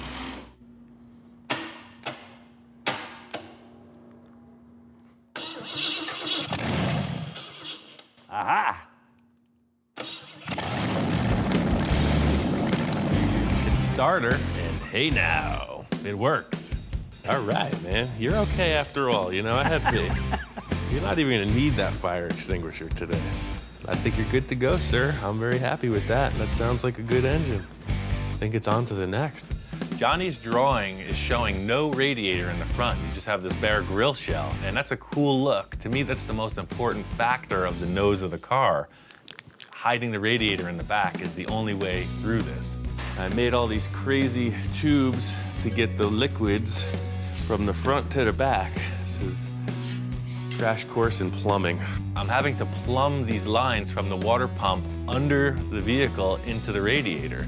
And it sounds pretty easy, but when you realize how cramped and small this car is, there's a lot of bending and fitting.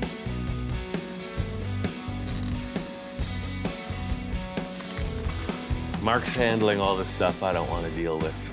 That can't be spoken any easier, simpler than that. The nice thing about Mark being here is he's going to handle all of these mechanical elements I don't have to deal with.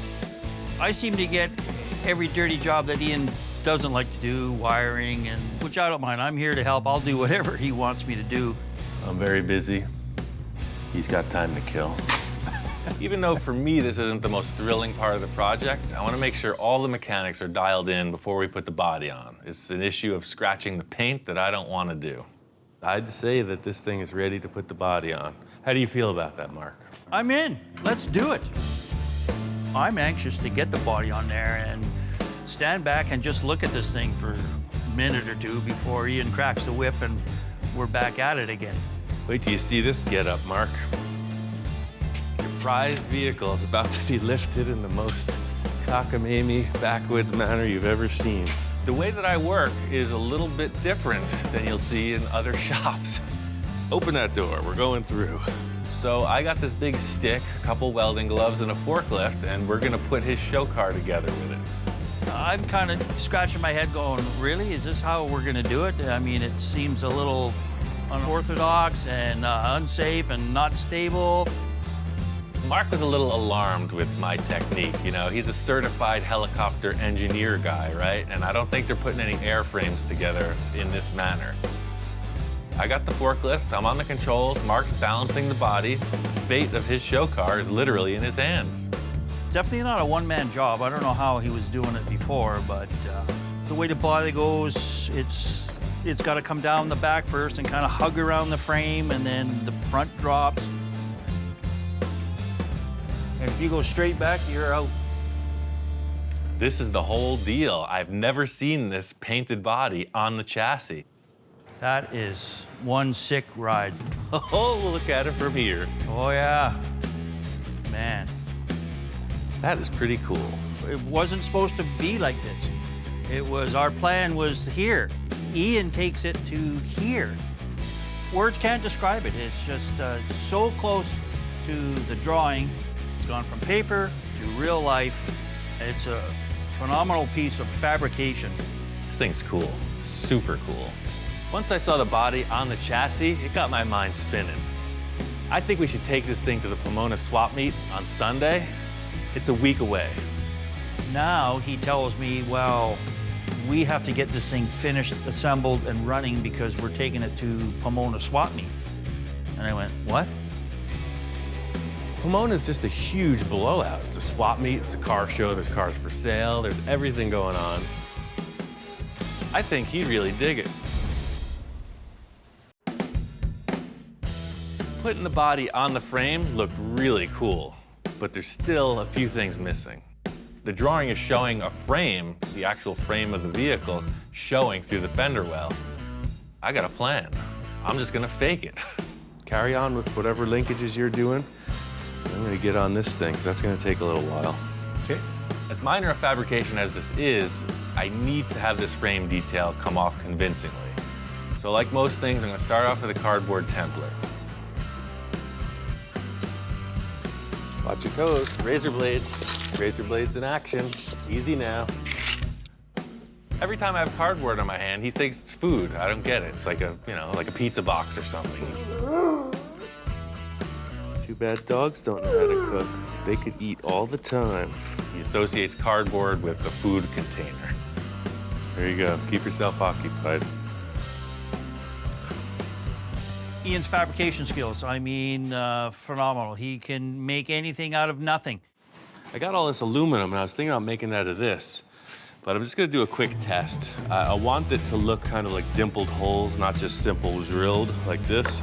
A pro would have a dimple die set. There's a few different ones. One's like a press, one's like a thing with a bolt that you clamp it together. I don't have any of that. How can we do this? I think I have an old piece of plywood. Got a top to an acetylene bottle, and I got a BFH. That's a big bargain hammer. I'm kind of working away, and then there's loud banging going on. So he's in a creative mode, and who knows what's going to pop out of it.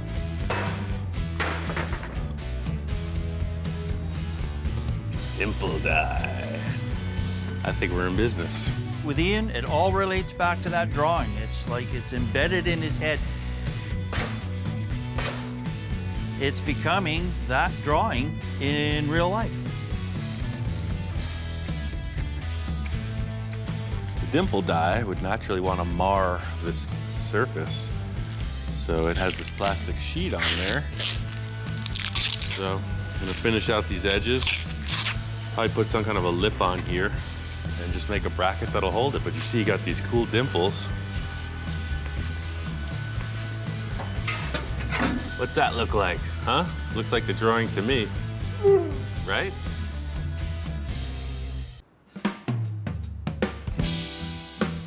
The goal today is to get these installed, have all the cosmetic parts ready for final assembly, and I gotta paint the headers. Once you see this in place, it just adds that factor that was missing. When you see the white coming out of the fender well, it's giving you the same feeling as the number 5 logo and the white on the roof. It just brings that color down low in the body. I worked on a couple other projects where there's this amazing glue. It's kind of like a crazy glue, and then it has an activator, so it's an instant cure. So it's pretty trick. You definitely don't want to get it on your fingers. So this will just get held in with 3 screws.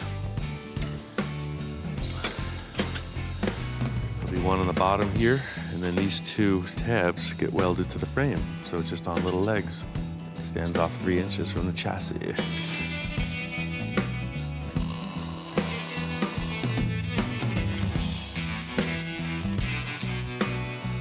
This thing is perfect, man. Check this out. It looks like the frame is going right through, like it's an actual chassis. Look at that. Oh, wow. Can't believe you just whipped those up. Perfect. That is. The other fabrication element that's missing is the exhaust headers. Couldn't find any headers to fit this strange engine as it is, and no need when you have Ian Rousell on the job. He just fabricates what he needs. I actually built these headers before the car was painted. Mark really liked them, so I explained exactly how it went down. I really liked the way the T-bucket style headers looked in the drawing, and I wanted to mimic them as close as possible. I used 1.5-inch round tube. The first step was just cutting the tubes and welding them to the flanges. Then I used the tubing bender to curve the tube and make it slope back towards the car. The real mark of the craftsman is how these pieces fit up, so just taking small cuts makes it happen. I used the plasma cutter to cut a hole in the main tube to get all the pipes to fit up and actually flow exhaust gas. The whole idea with this fit up is that once it's welded, it just looks clean. You don't see the welds. These things came out great. They look just like the drawing. I ground and sanded out all the welds, and they're ready to paint. I got this ceramic coating that's specifically for exhausts from Eastwood that cures with the heat of the engine. I've used the spray can style high temp paint before, so I was expecting this to come out similar, but as soon as I started spraying it out of the gun, it coated amazingly.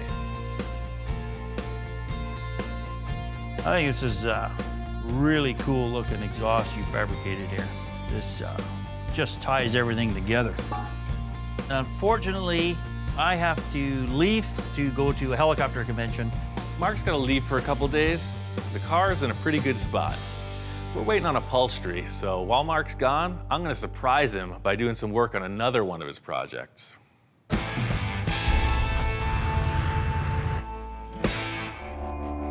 This car's in a really good spot, so I really want to surprise Mark by working on his Henry J. This is a 51 Henry J. It's one of the first projects I did for Mark. He dropped it off about a year ago. It's a long-term project for us, and Mark wants to make it like a pro street car. I chopped this car just about 4 inches, but it was way more than that. I had to reform the entire rear of the car, widen certain panels, and then I also welded and smoothed up everything. So there's a lot of work in it, as rough as it looks. I was really happy with the way the chop came out, but I really want to put a roll cage in it before he gets back. It's just been mocked up, laying there under a tarp. This whole car is just a body skin and a bare chassis. It's like a blank canvas. I can do whatever I want in here. The cool factor about this car is there's no drawings, there's no blueprints, it's all me. Mark's planning this to be pro street. In other words, he's driving it every day if he wants, but he can also take it to the track. I want to make this thing look cool, but in the end, it's all about strength. If you bought a generic cage from a catalog, it's designed to fit a number of cars. If I build one that looks like it belongs in this car, then that's cool. It's gotta look custom. The strongest shape you use in a structure like this is the triangle. Every point that gets triangulated is super strong. If you have, hey, there we go. If you got a square box, it can fold over on itself very easily, but a triangle, it doesn't fold, right? It's putting leverage around it.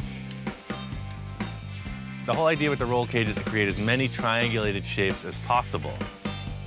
The big problem with roll cages is they do take up a certain degree of room inside the compartment. The way that the Henry windshield peaks forward, it's just gonna be like a bar hanging in space. I'm trying to get away from that. So I'm gonna put a little V in the front. And you figure out how the material bends, and you come up with creative plans to fit them inside of the cars as closely to the sheet metal as possible. That way you offer the driver and passenger a maximum amount of room. Sort of like that. Another principal factor in the whole thing is that it has to be modular to a degree. It needs to unbolt from the chassis and also allow the body to slip on and off easily. Every time you join a piece of tubing, especially in a roll cage, you'll want an internal sleeve. That allows the bond to be way stronger than if you just butt welded it.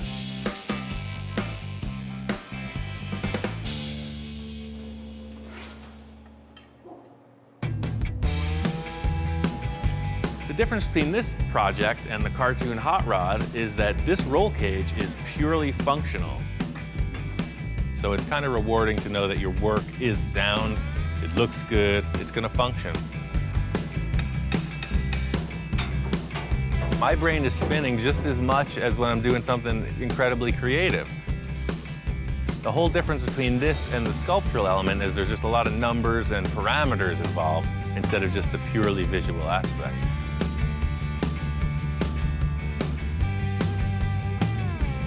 This isn't a huge challenge. To wrap it up, it's just trimming away a certain area of the body rocker panels. That way I can lift it off, finish welding the cage, and paint it.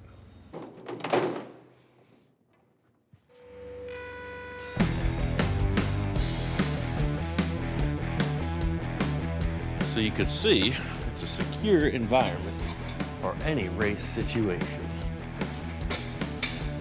That's the whole idea.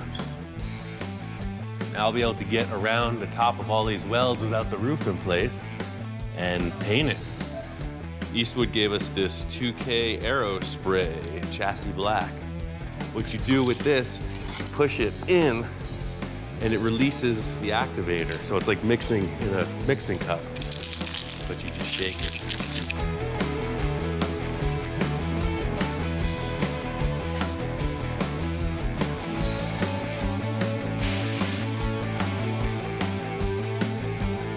So this stuff should set up overnight. I got this thing nailed. I'm sure Mark will be back here expecting to work on the other thing, but I'm gonna show him this. It's been under the tarp for way too long. Should get him fired up.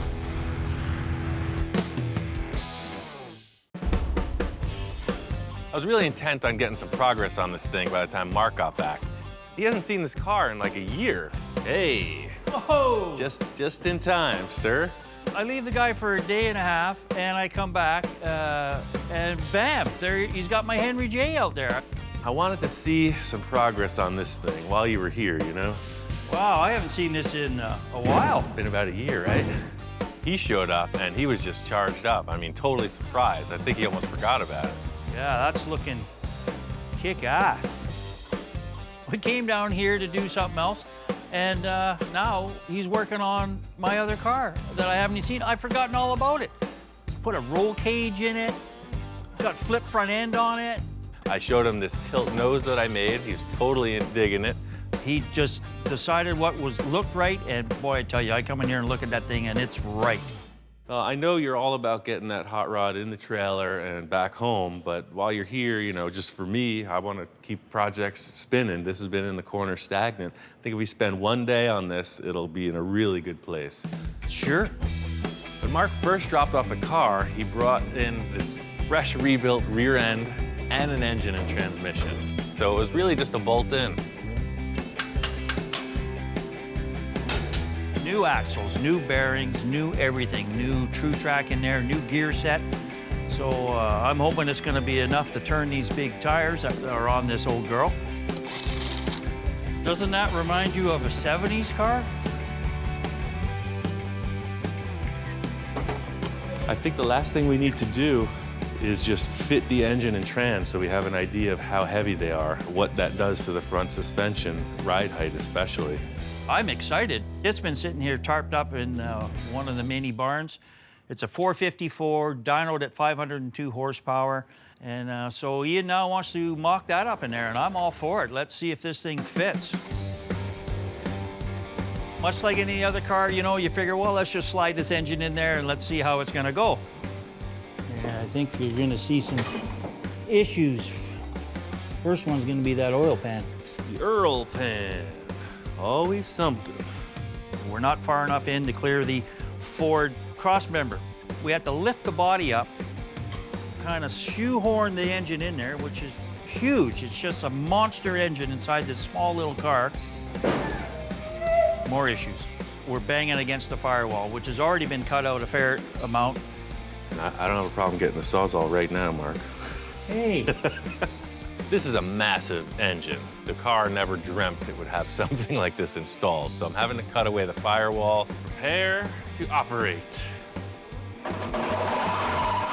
So Ian cuts more of the firewall out, so now I have a huge gaping hole. Mark is a little concerned about this, but this is what I do, you know? I'm just gonna cut it, make it right. Actually, we're clearing it now. Just bring it down, Ian. Dropping down, watch fingers. Yeah, we're good. Oh, yeah. Oh, look at the springs went way down. Okay, unhook it from the wheelie. The rear ride height looks great. I mean, that was already established, but I never saw it with an engine in it. I want to put the nose on. We've never seen it with the nose down attitude. It's always been That's more of the stance, definitely. Grab it right in the headlight shell. Aha! That's it. The stance was perfect, exactly what I was looking for with the car. Ian, I'm stoked that you worked on this. I mean, I go away for a day and a bit, and I come back and, wow, I'm inspired again. It's just what we do here, sir. And then he goes, well, you know what? Let's throw a seat in there and see how it fits you. I'm game. Yeah. Is that not cool or what? This has been a dream come true for me to come down here and actually help out and work with Ian and see how he operates. That's what I got to say about this. Truly amazing. Progress on the Henry J was right on the money. I couldn't have asked for a better response from Mark. But we need to get back on the hot rod and get that thing ready for Pomona. I sent Johnny a picture of the car, and he says he's coming out from Florida to see it in person. The whole mission here was to make this look like Johnny's artwork. He's really itching to see it, so I want to get it driving by the time he gets here. All we got to do is finish the wiring, got a few more parts to install, and we're ready to go. Remember this? That's what I sent you? A little bit different than when we got here. The story with the front grille is it's an actual Model T piece that Mark had. He got it at a swap meet, but it only sort of resembles the drawing. What I did was I shortened it up from the bottom, I put an interior structure in it, and then found this really cool mesh at Industrial Metal Supply, and bodyworked it, painted it up. I just gotta let you know that in aviation, the insulation you've done on this bolt is incorrect. What? What are you talking about? It's supposed to be in the direction of flight. So, and when this thing starts to fly, it's gonna go that way. Well, I'm pretty well versed in space travel and mechanics of that nature, and none of that applies to where we're going. Okay, so we're just gonna do a little function check, see how good my wiring skills are, and see if we got fuel pump first. Sounds like we got fuel pump. Mark's really been working it out, you know. I know he's a perfectionist, so he gets the fuel pump in, got all the lines ran. As they say in helicopter world, clear. Hits the key, starter's cranking.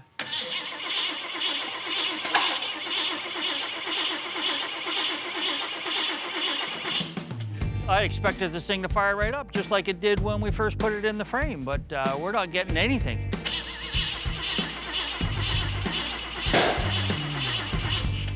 I say we got a firing order issue. Call him mechanic, fire him. Who wired this? Glad I'm not in his helicopter. Yeah. So we do the normal checks or whatever. We found some issues with the spark plug wires. This little center coil here has to be curled over, so it's making contact with the copper connector. I predict as soon as he gets these wires connected, it's gonna light right up. I just know it. If this don't work, I'm going home.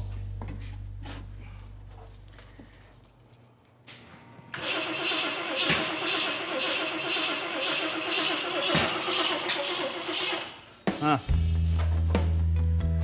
Same issue. You know, you're heading to the goal line and all of a sudden, bam, you're stopped, you know, and it's frustrating. Oh, wait, whoa, whoa.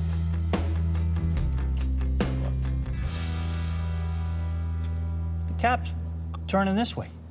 Counterclockwise? Yeah. Strike 1, plug wires. Strike 2, distributor rotation. What's going on? Umpire's getting feisty, man. He's almost calling a third strike and you're out. Am I? Good. I've always worked on Chevys all my life. So what did I do? I just put it on the way I've done it for 30 some odd years. And of course, this thing turns counterclockwise, not clockwise. I'm ready when you are again, Mr. Rousell. We gotta get this thing running. Of course, there's the pressure, there's the deadline. That's always the way it is. Do I need to say a little prayer? Maybe for myself?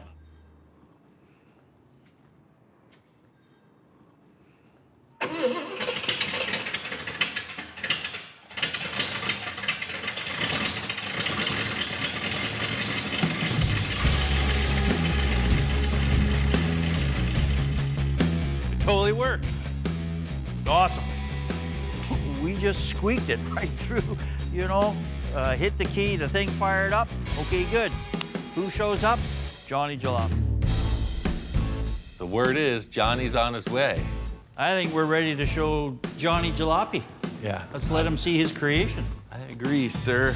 The coolest factor about all this was that it was a collaboration, and that's what really pushes me.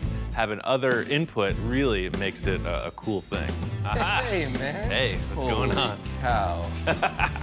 What do you think about that? Kidding. Dude, finally got awesome to meet you, man. Good to meet you. Mark. Mark. What's up, man? When I first walked in, I just went, are you kidding me? It's a machine now.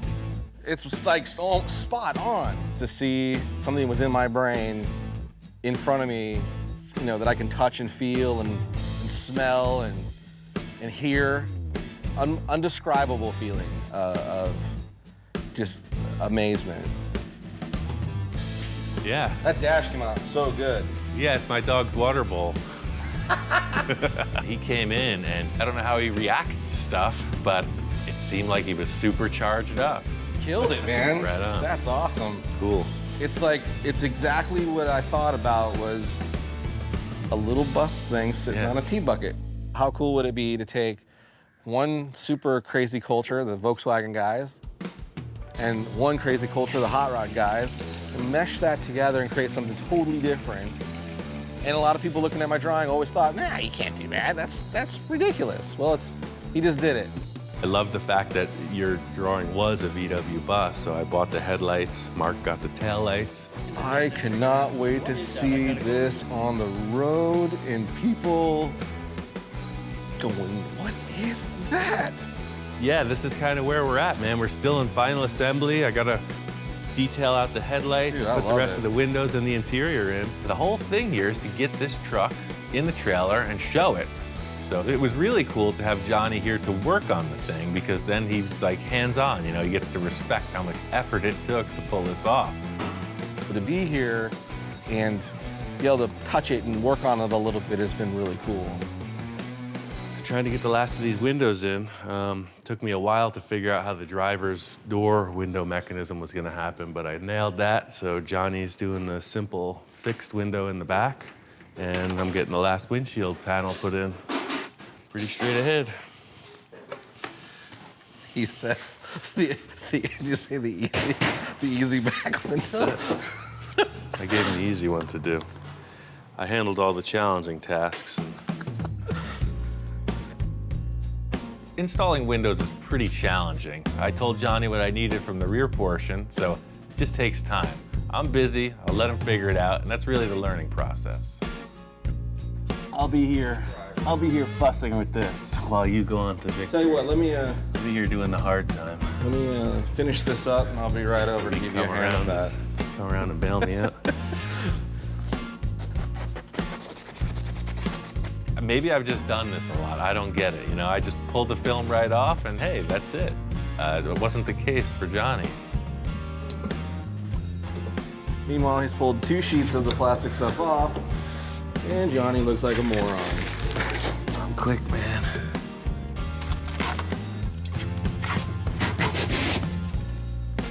Seriously?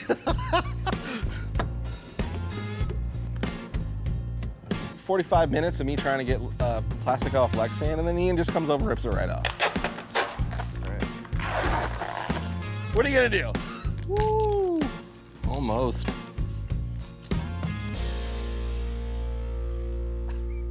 The last thing we needed was this upholstery.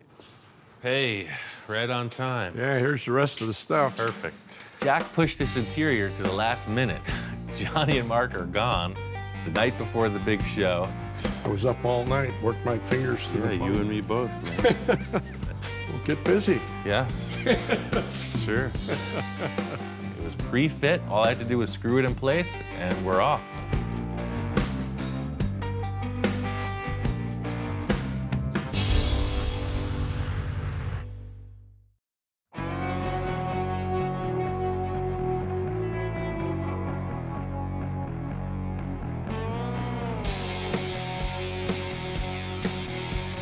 This thing's wrapped. This is a toy come to life. Mark is out of his mind. Johnny is totally charged up about this. It's the coolest thing I ever seen. I'm stoked for Pomona. I can't wait for that first reaction from people when they see it.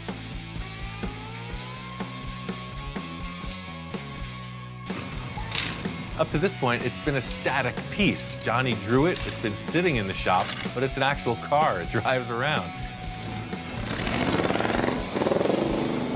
It's time to take it to the car show. We're out here at Pomona. It's a swap meet car show, the biggest one in the world. Shaka, good job. Pomona, man, beautiful swap meet. I've been cruising around there this morning. Reaction on the car is all thumbs up. Probably the coolest car at the swap meet today. Him cool, him way different. You know, I love it. I had never seen it outside the shop until today. So the windows absolutely glow in the sunlight, and it was like a beacon. People were hypnotized, they were drawn to it, and everybody was digging it. Well, I would think that's probably one of the most unique hot rods I've seen out here in the 30 years I've come out here. There's lots of different things out here, but that one's truly unique. It's the cartoon driving experience that, you know, if you own this, you'll have that, you'll achieve that. It's wonderful, man. Do you know what Spaßhaber is? Guys who had fun with cars. This journey has been awesome. It's definitely going down in the records as one of the best weeks I've ever spent down here. The reaction, and it's a dream come true, and I'm almost speechless. I'm soaking it in. I can't wait to do more. Victor shows up with the Boonie Bug I built. It has the chassis of the original VW bus. It's just so cool to see that original thrashed out VW bus rehabilitated into two new projects. But that was the body that was on this car. So this is, you're looking at one car here. After seeing everything that Ian can achieve, if you can dream it, he could build it. He's a master. He's one of the main reasons why I'm an aspiring fabricator myself. He's major talent. This is kind of a step in a new direction for me because it's the wildest design I've ever worked on, and it was dictated by an artist. So it really makes me want to do more.